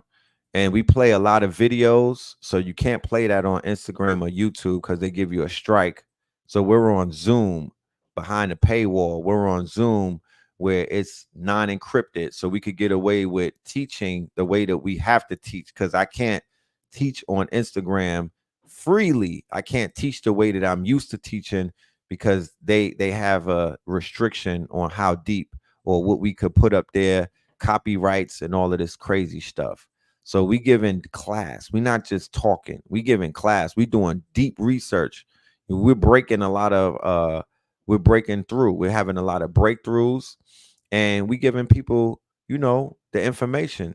Did y'all know that that Tel Aviv had the most registered sex offenders, right? And look, it's right next to the Gaza Strip. So when Kendrick was beating up on Drake, the label, the top people from the label, after he put out "They Not Like Us," right, and he put the sex offender cover out, he got the phone call and he was warned, right?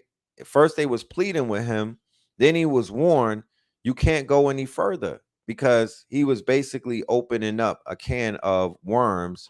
And that his next song after "Like Us" was definitely gonna be about some shit that it was gonna go deeper down a rabbit hole. The next song was probably gonna be, I'm original man and you're not, you know what I mean? I belong to the tribe of Better Israel and you don't. He probably was gonna talk about the pedophilia of his own people. And Lucy and Grange and all of them, they basically succumbed to the attack and was like, please, no more. No more. And they pleaded with that man to stop pushing the line. And he did, because once again, he is contracted. They kind of like have his hands tied because of the contract. No offense to anybody who is a recording artist. Y'all didn't know. Yeah, I didn't know. But those days of bragging about being signed to a label is over. To sign to a label is going to be an impediment moving forward. If you got to ask somebody permission to release a song, I'm not doing a song with you. Fuck you. If you got to ask somebody permission to work with me, you're not free. I'm not fucking with you. Bye. It's just as simple as that. You're not going to be in control of the minds of the masses and the hearts and minds of the masses if you have a master, right? Or owner. You in sports and you got a nigga called the owner, an old wrinkled white man. You're a fucking help. You're the help. You're a glorified slave. You're not gonna sit with us. You can't be with the leaders of this new generation. You're not amongst the leaders of the new school. You're not even qualified to have some of those woke conversations that you niggas like to have. All of that shit needs to be cease and desist. You know what I'm talking about? All of it. These are Jewish leagues. I'm done with it. I'm done with it. The idea is to cut out the middleman as much as possible moving forward. Too much has been exposed. This is the Cat Williams effect. This is what we're going to be talking about in Atlanta on June the 3rd, right? On June the 3rd, the Cat Williams effect, right? I'm going to go to the Jazz Fest and give out 1,000 of these today. Andre 3000 is going to be there tomorrow. I'm going stupid ham. I joined forces with one of the biggest hip hop battle rap platforms in the world. Hip Hop Is Real, 400,000 plus subscribers. I joined forces with my brother YG, Urban Cafe. He deals with all of the rappers and whatnot. He's locked in with all of the rappers. He does youth programs. He just got a grant and whatnot for the summer. And I'm not gonna talk that man bit. I'll let him talk about it. We are all coming together to combine our networks. Fuck all of that fake ass one nigga trying to, you know what I mean? You not the man. And all of this fake ass, you know what I mean? One-on-one independent. That's really what's killing people. All of that independent shit. You niggas is not independent because you don't own nothing. You don't run nothing. Y'all on YouTube acting like y'all independent. You don't even have a network like that, fam. You know what I mean? So we join forces and we're going to do something for the city. I'm throwing this out there. But in August, inshallah, we're gonna be doing a block party to celebrate hip hop. Not that bullshit though. Higher infinite healing our people, higher infinite power healing our people. We're gonna have live graffiti. So we're bringing in trucks, white trucks, right? We're gonna have a block party where there's gonna be a stage where there'll be DJs DJing, MCs MCing. We'll have a master of ceremony. We're gonna have live graffiti. We're gonna have breakdancing, twerking, juking, whatever the dances are, TikTok dances, whatever it is, we'll be doing it that day.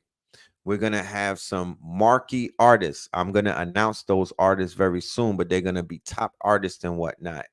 We are taking our culture back. We are taking our culture back. And the fifth pillar of hip hop that I did not mention, I mentioned four. The fifth pillar is consciousness. That's the fifth pillar, is consciousness. The broken pillar, they broke the pillar of hip hop by taking consciousness out of the equation. That is why in Masonry they talk about the broken pillar. Well, that was the broken pillar. Liar Cohen and a few other people of Zionist origins, they successfully removed the consciousness out of hip hop over the course of about 10 to 20 years. P. Diddy was the gatekeeper. P. Diddy was like a Rottweiler that they left at the gate, who was basically, it was worse than the boule. So here it is. They basically possess these gatekeepers with these sex rituals, right? They turn them out. They turn them into some type of demons. They turn them out. They abuse them, real quick. Here it goes. And this is class number 3. Like I said, you get access to this class for free, right? And you could go through all of this. This was like 4.5 hours. So this man right here, Aleister Crowley, right? He is British. He's a British operative around the times of World War II. He is a Satanist. He is an occultist. He's one of the ones who brought in the Typhonian magic, which is basically, anal sex, right? And to summon demons, right? To bring about demonic possession. Gonzo sex, which is that real rough sex that women are into because they grew up watching porn and whatnot, not realizing that this is a part of the ceremonies that Aleister Crowley and them would do. All of this bestiality that you're hearing about, the stuff where women go to Dubai to get defecated on, all of that is Crowleyism. It's all coming out of this chaos magic and this Crowley shit where they were perverting a lot of the sexual practices, and they were tapping into demonic entities by way of, the back doors. Okay, let's just leave it at that. That's why when you go into these fraternal orders and whatnot, you have to participate in those rituals, right? So they transferred that into hip hop. That's where these small hats and some of these weird white men, these weird men, right, and women. Keep in mind, women and men. So Jeff Epstein had a madam, right? Remember, Jaguar Wright was a madam. Jaguar Wright was a madam. She said that she was turning the girls out and she was doing all of that. She was a madam. That's how she's able to talk like that. She was the one. And if anybody knows how these women move when they're madams and whatnot, like these crones and whatnot, they're like Monique and Precious. You understand? So all of these pimps have madams with them. They don't stand by themselves. They have women who are out here recruiting these girls, flipping them and turning them out, and basically, sticking bananas down their throat and just doing what they do with them. Aleister Crowley, that's what you see. So puffing them, they've been turned out. Temple of Set. Go and research the Temple of Set. Look, they had Sammy Davis Jr. down with the satanic cults and whatnot. You know what I mean? It's called a Typhonian tunnel of Set, right? So the tunnel of Set is your backside. It's your Hershey Highway. Okay, that's the tunnel of Set, and that's what they focus on. That's what their rituals is dealing with. And if you signed up to be a part of that, hey, knock yourself out. You know what I'm talking about? I hope you have fun doing it. But this is what they took. They took Diddy and them, and they basically left them as guard dogs in so many ways. You know, when they say the boule, yeah, the A-lister stars, you have to pledge allegiance to Aleister Crowley as an A-lister star to get past a certain level. You just have to. And if you don't, then you're on a cereal box. Where are they now? You fall off. They just cut you off. This is the orgies that they're talking about. This is the shit in the Hollywood Hills that they're talking about. This is Jeff Epstein's island. You understand? This is what it is. This is the Diddy after parties. All of that is the outlet. Yeah, and they get them young. That's why all of the models, they turn out the models. The models is like 17 and 18 doing like the Paris shows, Cannes.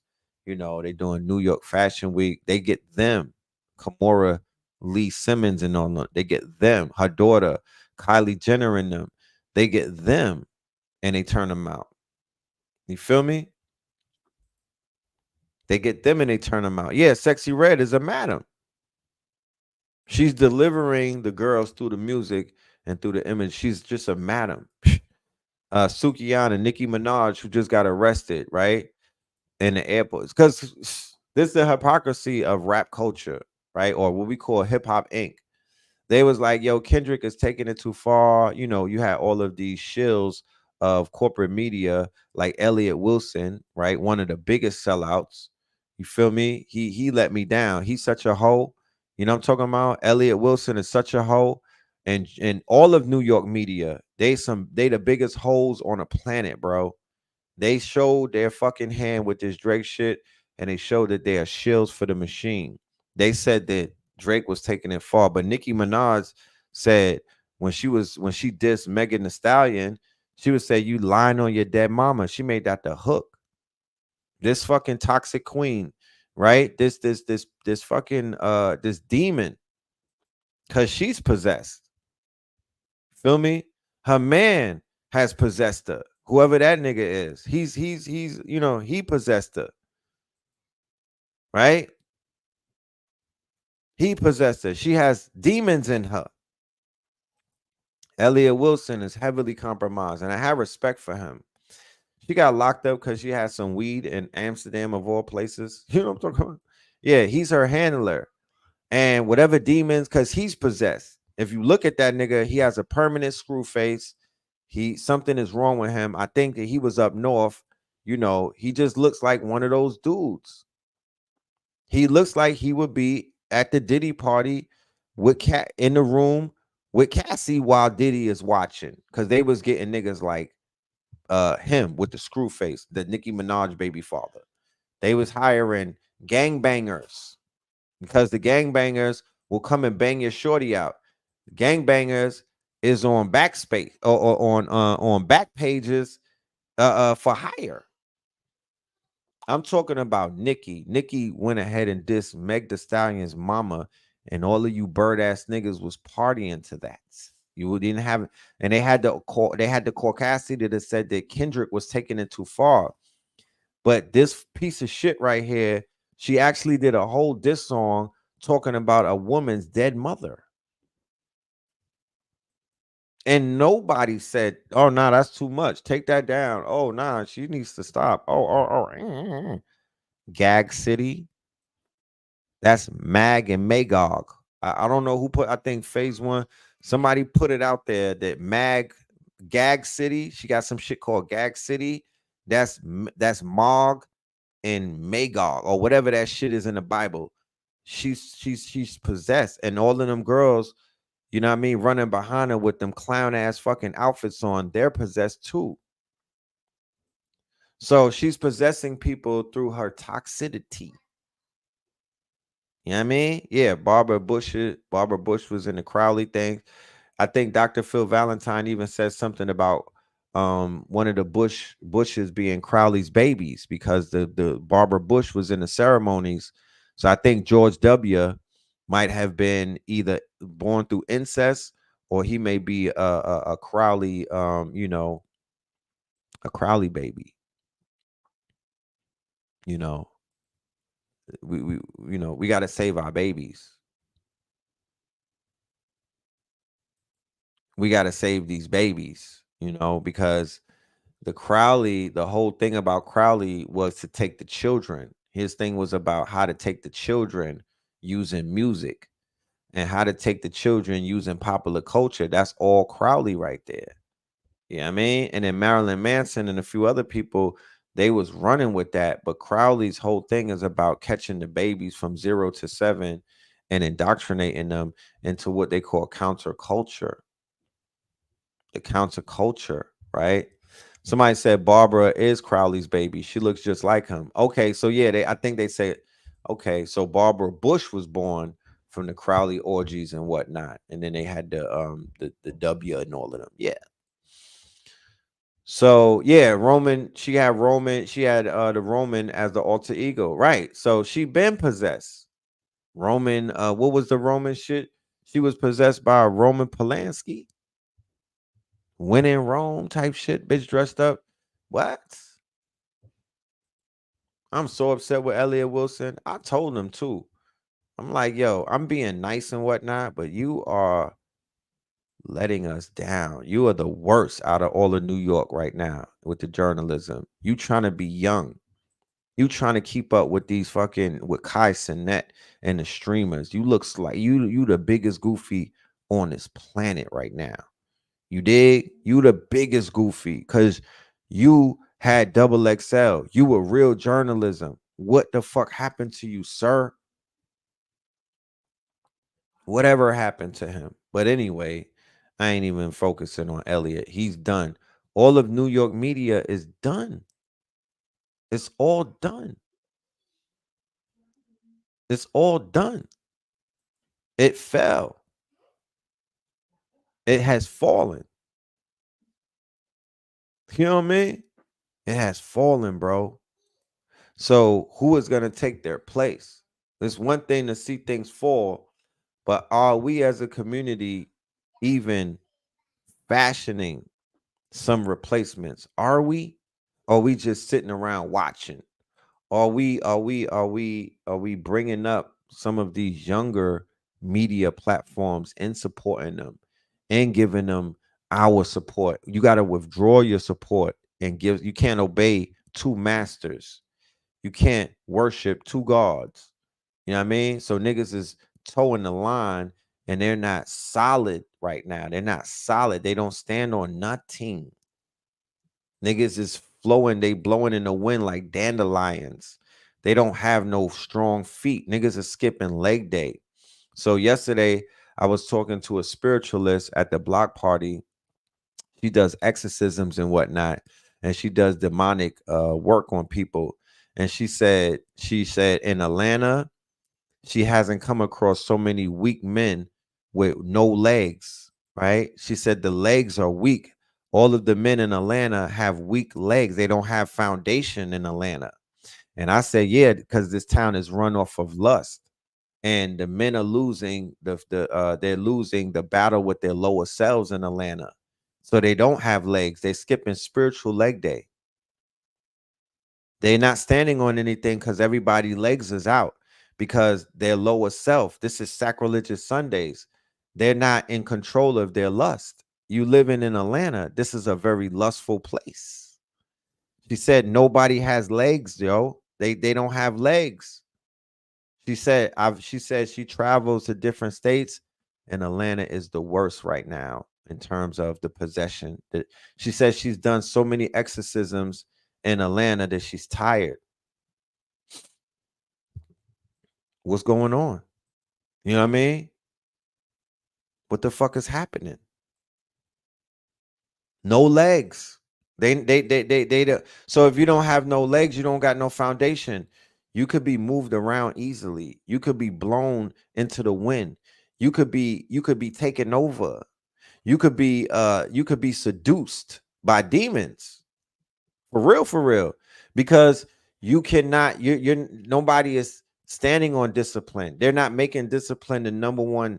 They're not saying that you have to be disciplined if you come to Atlanta. You have to work on your lower self. You got to work on your lust. You cannot be, it's not an anything goes city. And this community is anything goes because y'all was being led by Polite and Sonetta. Y'all was being led by fake niggas who really just came in through the side door and nobody even knows where they came from. And then you see all kind of reports that these niggas is frauds and fraudulent. And then we're losing a lot of people and nobody is questioning, are they getting killed? Are they getting spiritually murdered? Is this a natural death? You know how many fucking people died in the last 5 years in this community, bro? Tons and tons and tons. Tons. And nobody is questioning if any of this is murder. And I'm staying away from you niggas, man. I promise you. I'm gonna have people with blickies around me. Don't even come up to me, bro. No, I'm done with you niggas, man. This shit needs to be cordoned off. Yeah, y'all had Nature Boy running the show. And then it's the same thing with the Diddy shit. Like Diddy got exposed and then everybody became sacrilegious all of a sudden. IG, Instagram, come over to YouTube. Y'all about to cut. The live is about to cut over there. I ain't gonna be over here too long. I got work to do. Classes tonight. Comment number 4 for the link if you're gonna be in the building with us. You dig? But it's crazy, man. It's insane. Shit, wild. So what I'm doing to get out the way is these events for y'all. Not doing it for me. We're doing free events.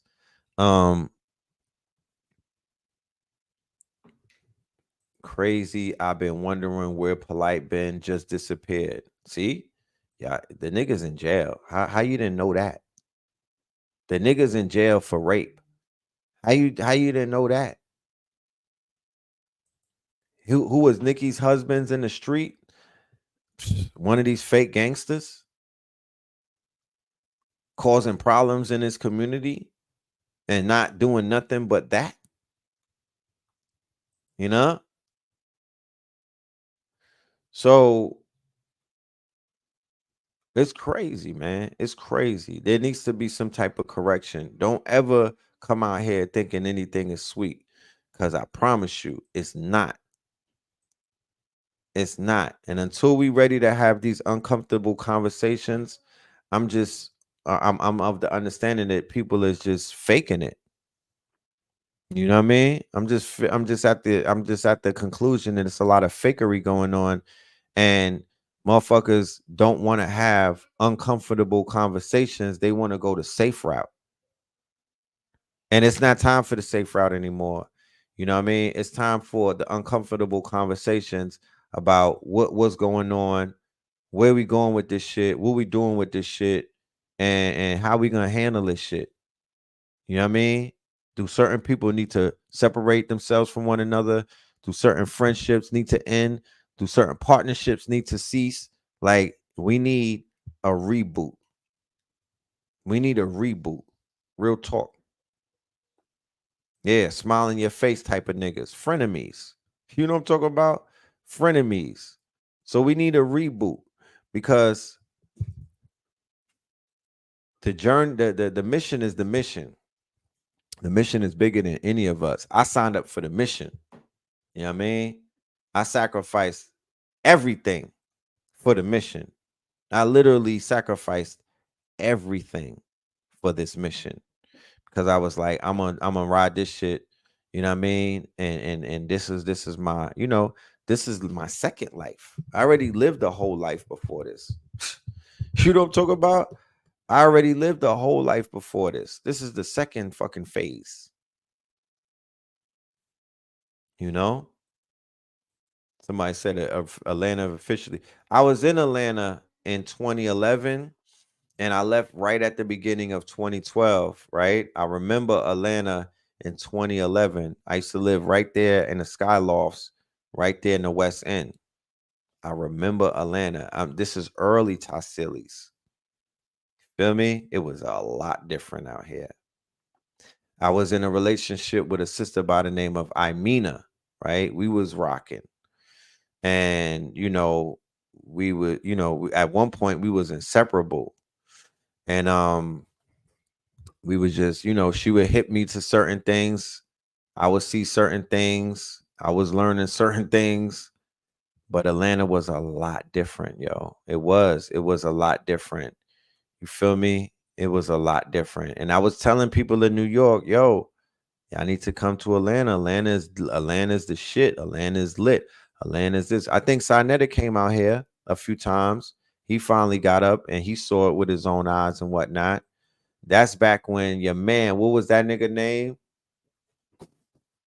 King Noble. If a nigga ever tried, that's what I'm saying. If somebody ever try to say something crazy about me or my mama or my brother, I'm punching you right in your teeth in front of everybody. I'm not playing no more, bro. Y'all niggas be trying to play games with this fake ass, but y'all was running behind Nature Boy and this nigga that was living in the woods making pornos with these dusty ass goddesses called King Noble. He had you niggas underneath his thumb. Y'all are some birds for that. Y'all are some birds for that. Niggas was literally leaving the projects to go run out there and be in the woods with this nigga. And Atlanta, you don't gotta be in the woods because Atlanta is a beautiful place. Fuck all of that wood shit, nigga. You niggas need to get a cabin or something. You know what I'm talking about? How dare you come to Atlanta to go live in the trees, in the woods and whatnot, when this is very good real estate out here? That shit is corny to me. Yeah, looking like homeless children and whatnot. You know what I mean? That's where people started getting off course and whatnot. Y'all don't have no loyalty to yourself. You know what I mean? So people will indulge in the most heinous type of activities in the community and then think that you could be normal after that. That's not how it works. You got to purify yourself. You can't even look at these people in their eyes, yo. You understand? I don't want niggas staring in my eyes. People be asking me why I wear glasses. Cause you niggas is weird. The fuck? You're not gonna be staring all in my eyes. And you niggas just came out of the woods with Nature Boy, drinking his urine. Come from where? From where? What are you talking about? I gotta protect myself. People showed their hands. The fuck? The love is not there. We are not the same. Niggas can't stare into my soul. You know what I mean? And y'all was out there playing around, covering yourselves with leaves and shit. You know what I'm talking about? For the camera. Are you serious? That's what I'm talking about. It's a level of entitlement. Like, nigga, you can't talk to me like that. I don't know who you for. I don't know who y'all be thinking people are. Like, I come from a different type of world. Y'all think I come from Namaste, like I came off of a mountain and whatnot. I'm the red pill, and I don't make no qualms about it. I don't make no qualm. I'm not trying to be like nobody else. I'm divinely me. Niggas out here trying to run with my cloth, trying to be little red pills. You know what I'm talking about? Niggas wasn't doing all of this before. Fuck you mean? These niggas is no. I'm good. After I saw that was the fall off. 2012, moving forward, the shit is disgusting.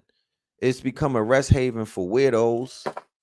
It's become a rest haven for niggas running from sexual offense charges. And there's like 5 of your leaders in jail right now for the same charge.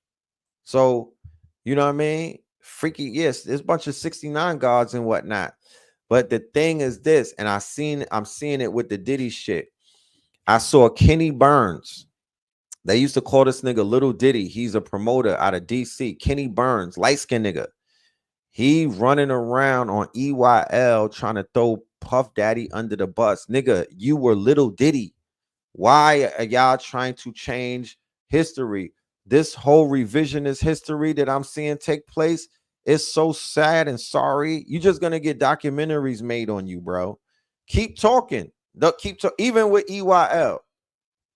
I thought that they was gonna go hard, pause, on Diddy, and they did not. I thought Keys was gonna go hard, pause, and he did not. They out here saving this nigga, bro. And that shit hurt me, bro. I'm gonna keep it a buck with you. I can't fuck with none of those platforms ever again because they didn't stand on business when they had the opportunity to. And we not doing soft shoeing no more. We not doing none of that soft shoeing shit. If you can't fire these, if you can't stand on business, because he would have fired your ass if you had controversy. He'd have talked crazy about you. He'd have fired you niggas, and he would have stood on that. But I'm watching. I'm anticipating to see some type of. They like they're completely distancing. But y'all niggas was giving out hand jobs to Diddy before that. So what is it? Is it what the fuck is it? Did he do it or did he not?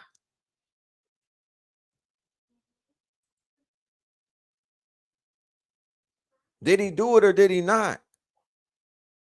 And usually when you hearing these, they're not giving no new information. They're not giving no type of no tea whatsoever. They're just repeating shit. And they're not adding on like, yo, when I was at the white party, I saw him in the room with Ja Rule. They're not adding on to no tea. They're not giving no niggas, they're not Jaguar writing this shit, right? I need to hear you niggas getting your Jaguar right back. She's admitting that she's a piece of shit. She's admitting that she had her hands into all of the shit. She's just trying to clear her soul right now. And that's not to say that any of y'all had anything to do with anything that Diddy was doing. Not at all. But the severity of what is taking place, it requires more pushback. We need that nigga to get fried. And it's the same thing that happened with Polite. Nobody niggas was, so everybody was acting like he's the enemy now. Oh man, that piece of this it was all projection. You had rapists going against Polite saying that he was a rapist. So it's the same thing that you see with the Diddy. All of the niggas that beat their girls up, all of the niggas that got dirty, like Joe Button and them, all of the niggas that got dirty fucking histories, they was the ones going the hardest after Diddy. But they was not admitting their wrongs.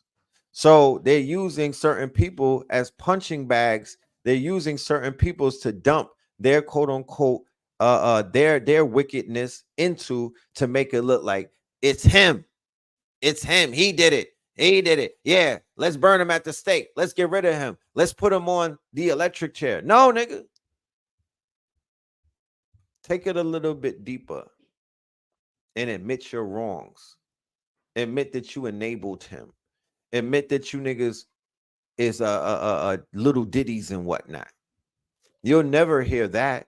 How is Charlemagne talking against P. Diddy? And nigga, fuck all of that fake ass, you the face of mental health and you jacked the conscious niggas slang. Let me share something with you. I'm gonna wrap this shit up. Vlad TV, World Star, and Breakfast Club. That's when consciousness fell off. That's when it fell off. When these niggas went Hollywood on us. Vlad TV, Charlemagne Breakfast Club, and the motherfucking World Star. When you conscious niggas went on that platform, that's when we lost the community forever. You understand? And they gained more from the leaders, or I ain't gonna call them leaders. They gained more from the teachers than the teachers gained from them. Okay? What do you mean by that? What I mean is Vlad was able to get the following of every single conscious person that he had on his platform. Charlemagne and the Breakfast Club, I looked at the analytics, their numbers basically doubled after they brought on conscious people on their shows. But after the conscious people left, after the teachers left, the people stayed. And they stayed into that Breakfast Club environment, right? And then they watched Charlemagne take a lot of the teachings and act like it was his, right? He hijacked the talking points of mental health and other things. So when he's on those stages where he's getting $100,000 to talk, nobody from the conscious community is on those stages with him. When he's doing events where he's getting the corporate bag, because what they did is they took you out of the way. You could have got the bag, but Charlemagne and them, they took the bag for themselves. They not on none of that nigga flyer. Nobody's on his flyers for none of his events. He has a whole podcast network called Black Effect. He didn't invite none of these conscious teachers to have a podcast or any type of bread. And then Vlad said, I don't fuck with none of these niggas.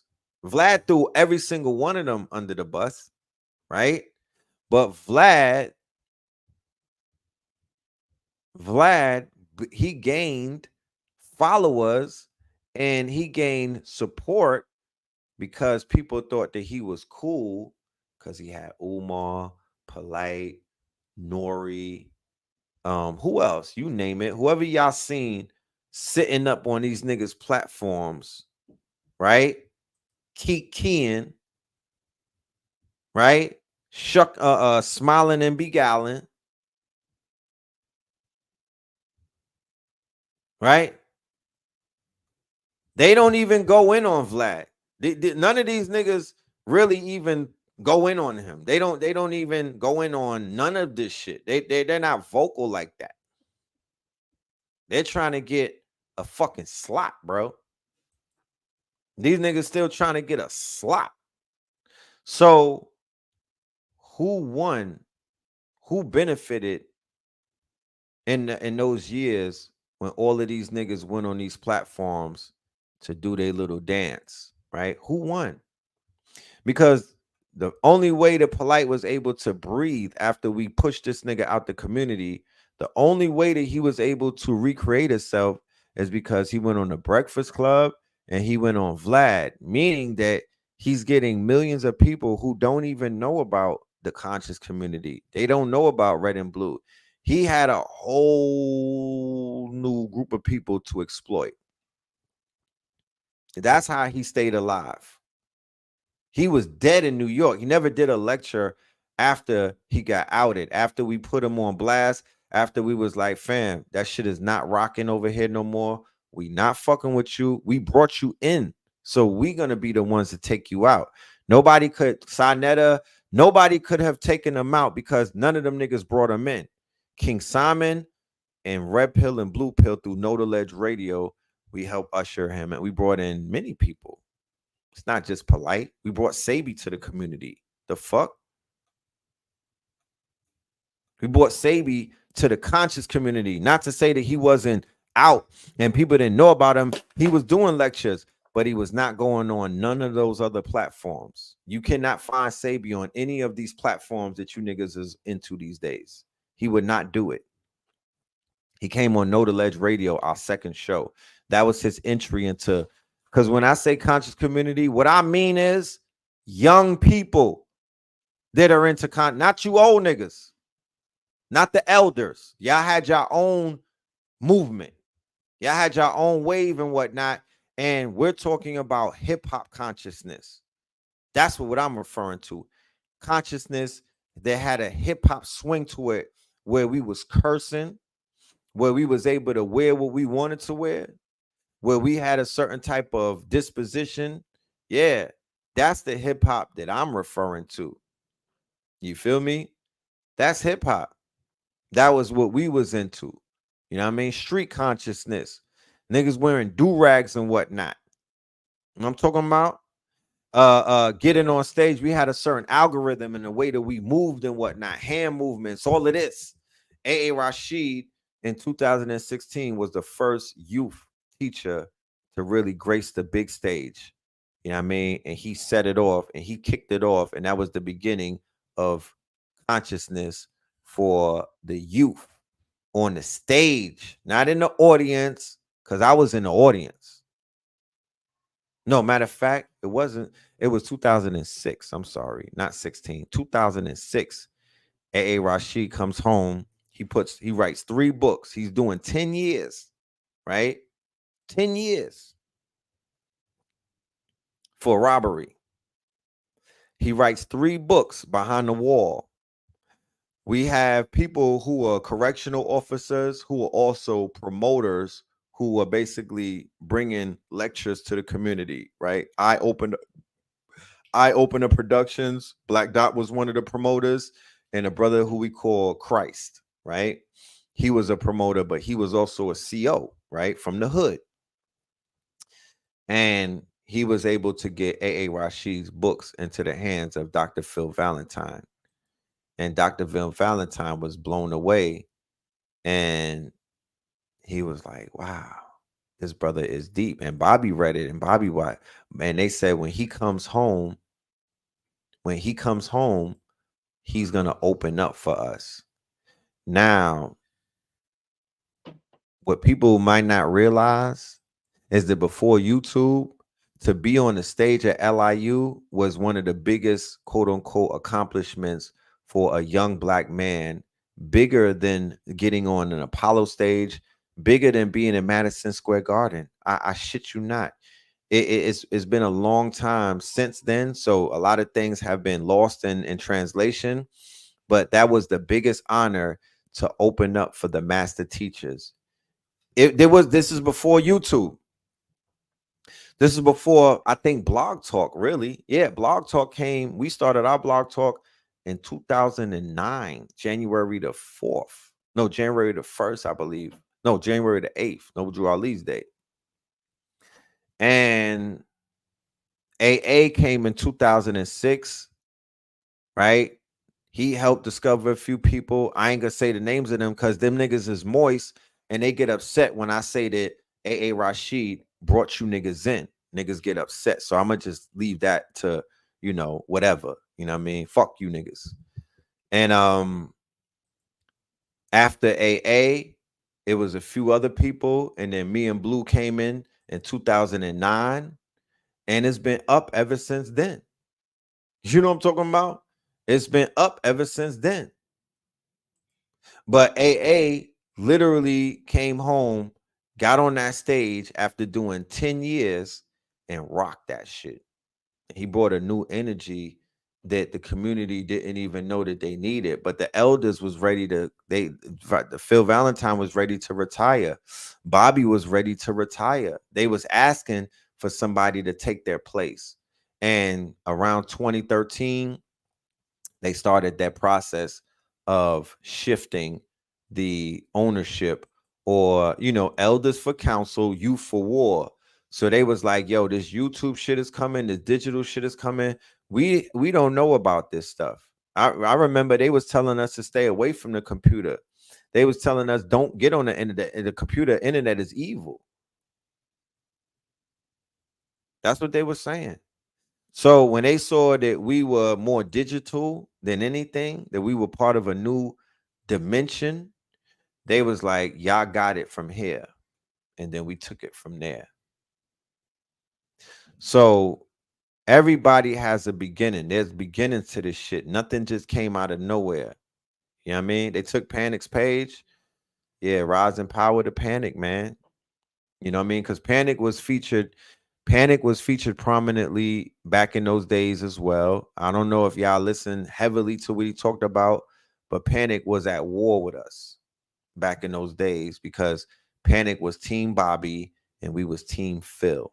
And if anybody don't know, Phil Valentine and Bobby Hemmett was at war with one another for many years until A.A. Rashid did a lecture in 2013 and he brought them together.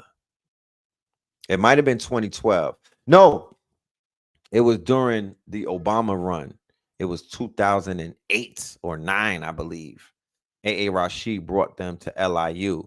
But it was a war in Harlem / New York / in the conscious community between metaphysics and the occult.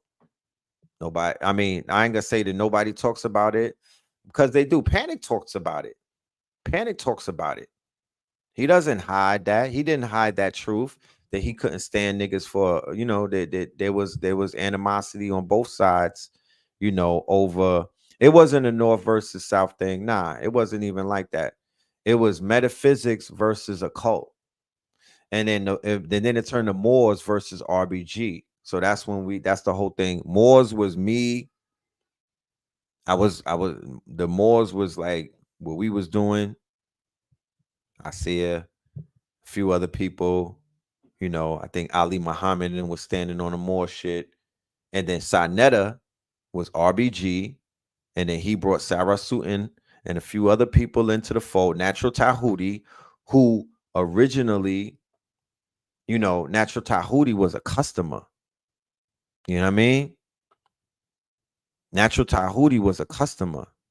He wasn't a teacher. He was buying books from us. He was a customer and whatnot. And he got elevated into being a teacher by Sanetta before even going through, you know, he got tested right there. You know what I mean? But he skipped the line. Let's just say that.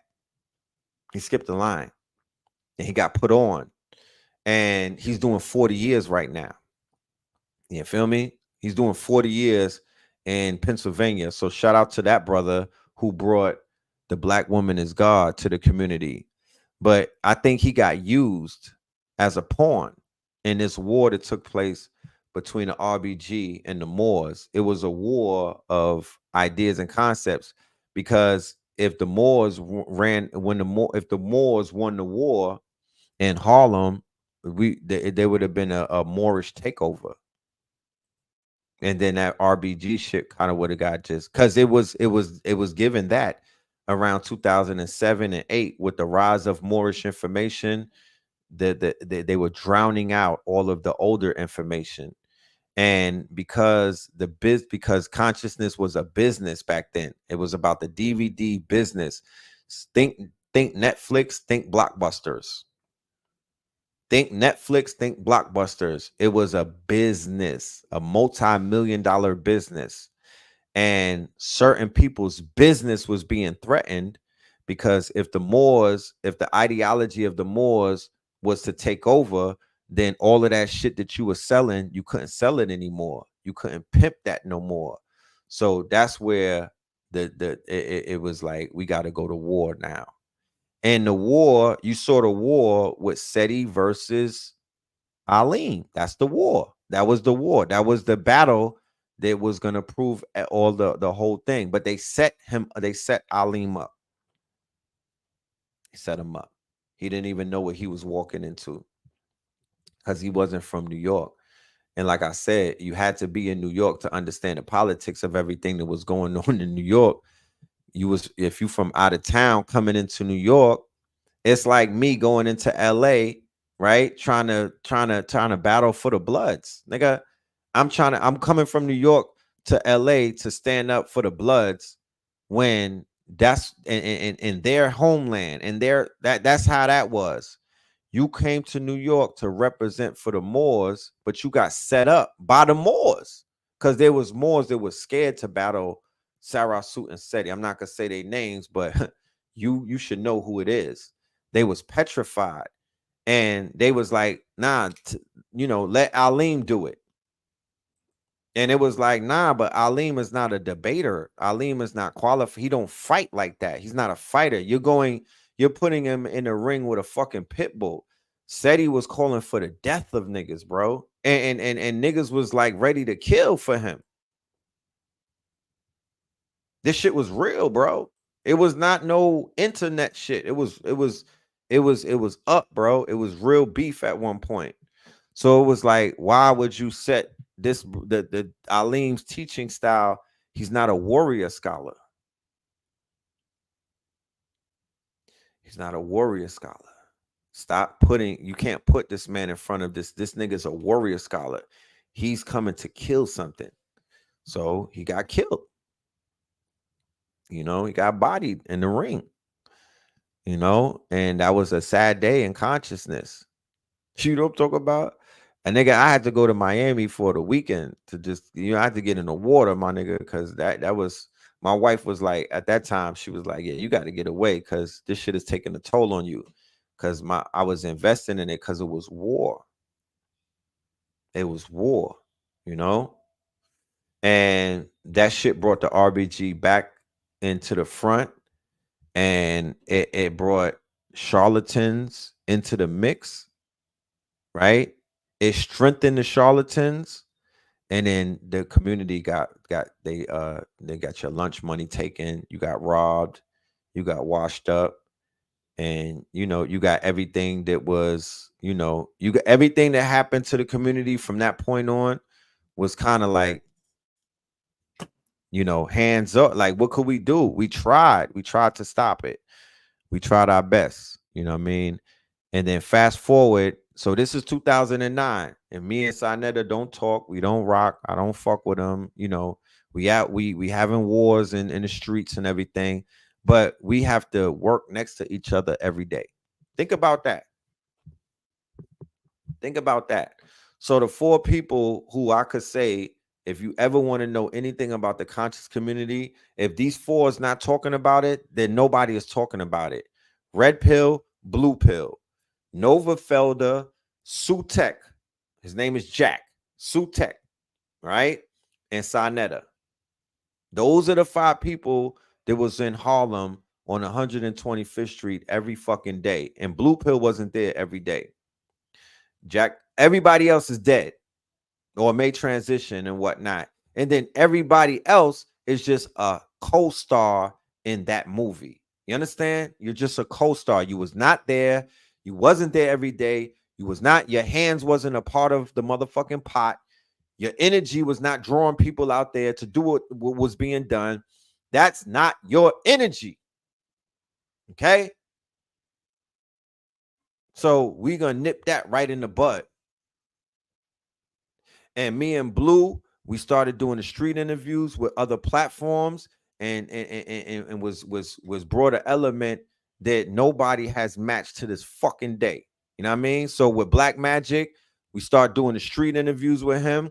If I could think, I don't know if he was doing street interviews with nobody else. Y'all gotta ask him, who was you popping with before you started tapping in with me and Blue, and we was taking you around New York City and doing these interviews on the train in Brooklyn and in the hood. He was in Brooklyn. He had his, he had his thing going on. But we took it to another level. And then Baba TV, shout out to Baba TV, who's from Syracuse, New York, who would come into New York City. He would come into New York, and we would do street interviews with him, and we would body that shit. And we would, because you could go back and look at any interview that I did with any one of them and tell me where I lied, or tell me where I was not right and exact, and what the fuck we were saying from day one. So let me just say this. We have a new platform because we took all our shit off the internet, and I dare one of these niggas to act stupid. Like, that's my shit. If I'm in a video, it's my shit. I got control of my imagery. It's my shit. Okay. So we went ahead and we built our own platform, our own broadcast network and whatnot, where we're getting paid. We learned about advertising, and we've been hipped to the business of commercials and all of these other things. Fuck that YouTube shit. There's no money in that. There's no real money in that. They're giving niggas peanuts and whatnot. So we learn about advertising, and it changed the game and whatnot. So we have, I'm going to drop the link right here. We are on a TV network right now that you can access on Roku and all of these. We're not making a big announcement, but this is I'm gonna hip y'all. I'm gonna just give y'all the heads up. We're gonna make the big announcement very soon, right? So we was at war with Sinetta, and Harlem niggas stick together. So we was at war with Sinetta and everybody else that came up under him, right? So we was at war with all of them, right? We had Blog Talk Radio, we had YouTube, you know what I mean? We was rocking out with AA. We brought you Ra Aku. We brought you Buddha Clinks. We brought you Dr. Sabi. We brought you AA Rashid. We brought you KT the Arch Degree. This is all through Know the Ledge when we was out there doing what we was doing. We brought you Brother Oba. We brought you Ross Ben. We brought you Dr. Delbert fucking Blair. Rise and power to him. We brought you Polite. Let's name some other people that Know the Ledge brought to the community. And this is, and if I don't say it, nobody's gonna say it. If we don't give our own story out, nobody will give it out. We bought you 19 keys. Let's be clear. Okay. So we brought you the paradigm shifters. You know what I mean? Because to this day, none of them brought me into their community. They all came into our community. I haven't met nobody that they know. We brought you Sharif Bey. We bought you what's my dude? Will 777.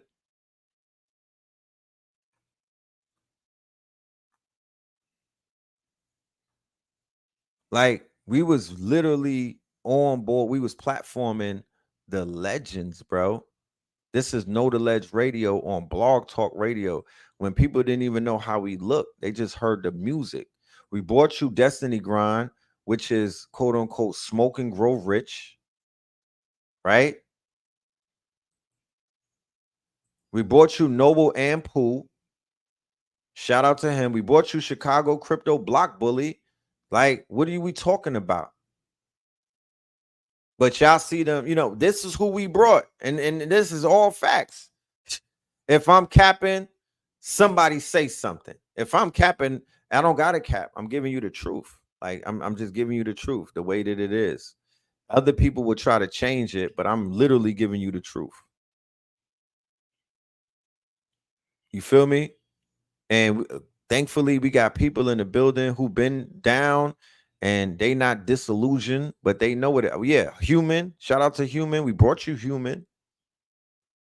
We brought you Lizzie Jeff. Right?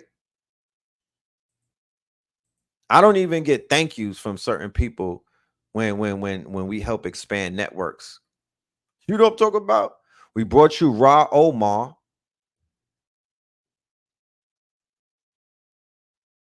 I don't even get a thank you, bro. We brought you Survey, Source Guard.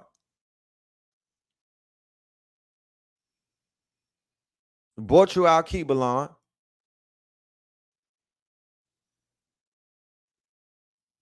So what are we talking about? Like, so we're really the twin pillars on the portico, right? How masonry is set up. You got the twin pillars and then you got the arch degree. What is our purpose? Our purpose as the Abegis is to bring the light through. We are here to serve. We are here to platform people. We are here to bring you. No, you said with shifters. No, everybody, all of them. Everybody got a bigger look with the shifters. RZA, his profile increased. Ben, brother Ben X, Derek Grace, sister Ajna, Pop Darby, Billionaire PA.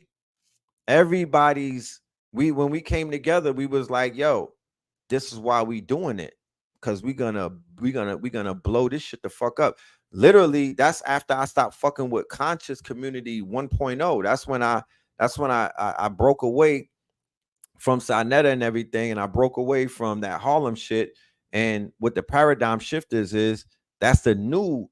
These are people from Instagram and Facebook. They were not tied into the conscious Harlem shit in any way. They didn't have no ties to none of that shit. You feel me? None of it.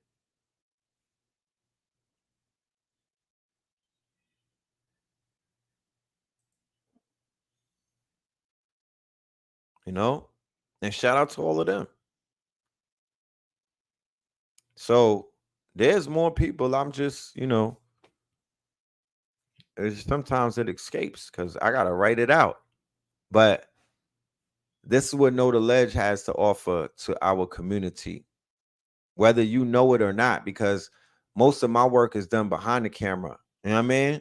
I don't do work and then get in front of the camera to brag about it. we put things together. Yeah, Dr. B introduced him to Brother Rich. Feel me? It took months. It was a lot of work. You know what I mean? Mama Pill, Rosmariah Bay. Yeah, shout out to Charles Hamilton. That was a dope interview. You know, that was a dope interview. The way that happened, it was like, whoa, you know. Shout out to him. I hope he is in a better place right now. I hope we was able to cut some of the ties that he had on him, because he was under deep you said that you brought everybody except Billy. We brought Delbert Blair. It doesn't matter about, no, we brought Delbert Blair. That's like saying we bring the originals, right? Delbert Blair comes before Billy Carson. You understand? Delbert Blair comes before Billy Carson. So we brought you Delbert, the master teacher. Let's be fucking clear. We asked Billy Carson if he knew Delbert Blair. He said no. He said no. Come on. What are we talking about? This nigga said no. You don't know Delbert Blair? Word? Okay. Professor Griff. You know what I mean? Professor Griff. I think Professor Griff might. Yeah, we had an interview with Dr. Francis Cress on Blog Talk. That was powerful. That was powerful. That was powerful. So anybody coming into this community and you don't admonish the master teachers and whatnot, and you're not bigging up the master teachers, and you're acting like you just came out of nowhere, I don't trust you. I don't trust you. I don't know what the fuck your purpose is, because what are we doing?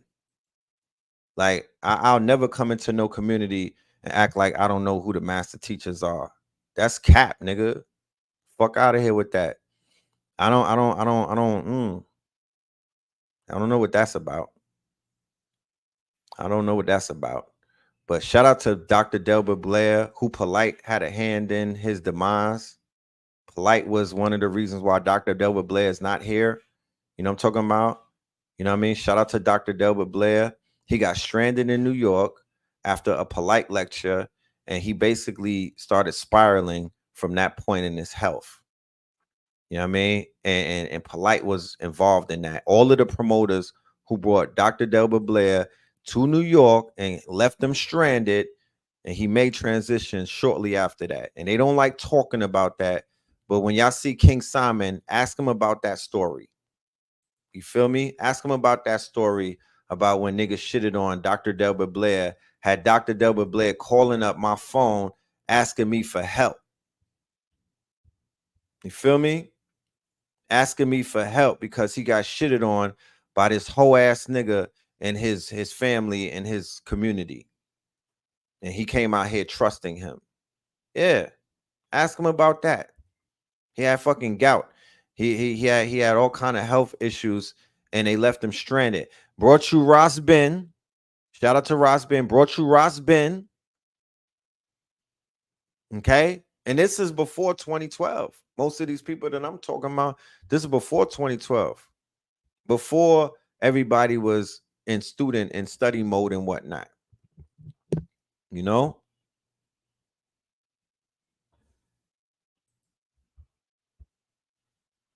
So it's a lot of shit that doesn't get talked about, because where are you going to talk about it at? Where are you going to talk about it? You talk about where's they arguing on 125th Street. They still debating over dumb shit. You can't have conversations out there. It's super toxic. You can't reflect anywhere. Where you gonna reflect that? And they clogging up the airways with fake niggas. Where you gonna have a conversation about reflection and refinement and going back into the annals of history? Where? When they it's a bunch of red herrings. People are distracting you with a bunch of fuck shit and fakeness. They don't want to have real convos. Anybody that disrespected, not just Pharaoh, anybody that disrespected the elders and the forefathers fell. Anybody. You don't fuck with Bobby. Bobby got a whole bunch of niggas under his belt that try to play him. You don't fuck with Bobby, bro. That should be a t-shirt. Don't fuck with Bobby. Whoever's working with Bobby is smacking you niggas, stepping on niggas. You dig? They fell hard. They fell hard. So my altar is, I got some ancestors on the altar. I call it the pantheon of ancestors. And you know, they know what's going on. They see everything. They see everything. You can't wild out too much in front of that, man, in front of these pantheon of ancestors, the spirit realm. You can't really wild out like that and then think that you are going to be on the front lines of leading the people. It's not working like that. We have spiritual assurance. If we don't have anything in this community, we got some spiritual assurance. The link is in the bio for class tonight. I look forward to seeing y'all. You know, I'm going crazy tonight. Class number 4. This is American Gods. Class number 4, American Gods at War, right? The Gods at War. You feel me? And if we gonna have to battle rap you niggas, then get your bars up, cause I'm ready to cook a nigga like Kendrick cooked Drake. Don't talk crazy. You know what I mean? Do me a favor. Talk crazy, cause I'm gonna cook you. You know what I'm talking about? And then we gonna box. Then I'm gonna see you, I'm gonna go in your face. I'm gonna go right in your mouth. So talk crazy. You know what I'm talking about? How's the hair journey going? It's cool. It's cool. I might cut this shit though. You know what I'm talking about? Might cut it. If I don't lock it, I'm gonna cut it and then grow it back again. So yeah, man. Yeah. That part. You know what I'm talking about? Y'all stay dangerous. Y'all stay up. Go and tap into our streaming platform. That's the shit right there. That's the biggest flex that I got right now, is that we got our own streaming platform and we're being seen by millions of people now. And I got different TV channels picking up Red and Blue Pill, KTL Plus, and whatnot. People around the world are being introduced to us through their TVs, not just YouTube, but through their TVs and through different networks. And I'm looking for we're going to be looking for advertisers soon. We're going to put y'all in front of millions of people. And we'll let you know when that is ready. But connecttoyourcity.com is the channel. It's free. You could put it on your TV screen. You could put it on your 100-inch. It's 24 hours of Red and Blue Pill. I gave you the history lesson. I'm giving y'all some insight about who we are, where we come from, and what we've done. I'm going to let the information speak. It's 24 hours of videos of Red and Blue.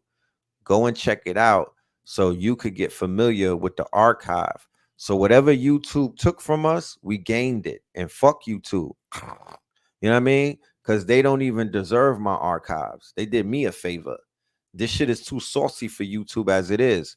We're on broadcast television now. You said, where is it at? I just dropped the link. Go and click on it. It's for real, for real. We outside. We got our own channel now. We have our own network. We are going to be opened up for advertising very soon. We're going to give small businesses, big businesses, even corporate businesses the opportunity to advertise with us. I'm going to the Jazz Fest today. I'm walking up to every single business that has a tent or a business, or I'm giving them this card right here. My QR, this is my album right here. You could basically access everything through the QR code, augmented reality. And I'm going to sign them up, and we'll have Zoom meetings with them. And we'll see if we could do business with these brothers and sisters.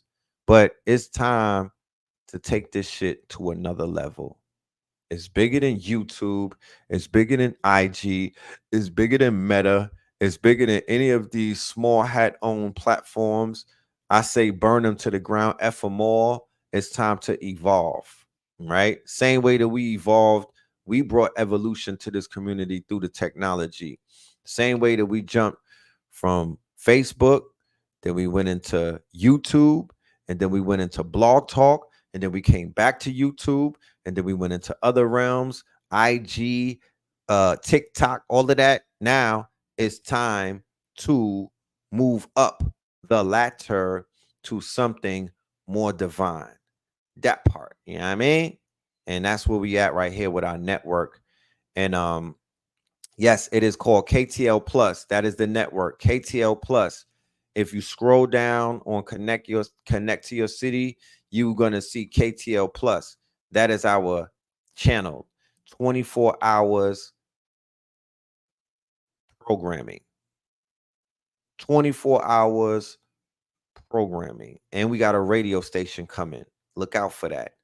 And we will also be offering other platforms the opportunity to have their channel on our channel, or their content for that matter. We'll give you about 2 hours to get your shit off and whatnot. And based off of the feedback, we'll be able to offer you your own channel, because it's time. Them pennies that YouTube was throwing, watch us body that shit and shame these niggas for playing in our face all of these years. Watch we body this shit, bro. We gonna show you them little peanuts ain't nothing. We stunting on these niggas. It's stunting season. It's hot outside. It's time to stunt on these niggas. Pressure all summer. Pressure all summer. We ain't letting up. Pressure all summer. Y'all gonna pay for what y'all did to the Cold Crush brothers. Y'all gonna pay for what y'all did to Dr. Delbert Blair. Y'all gonna pay for what y'all did to Sabi's legacy. Y'all just gonna pay. It's that time. You know what I'm talking about? It's what the ancestors have called for. So let's do it, and let's do it the right way. All right. I'll see y'all in class tonight. Love and light to everybody in the building. This is Sacrilegious Sundays featuring the one and only Rich Phil. Peace, love, and light. Peace.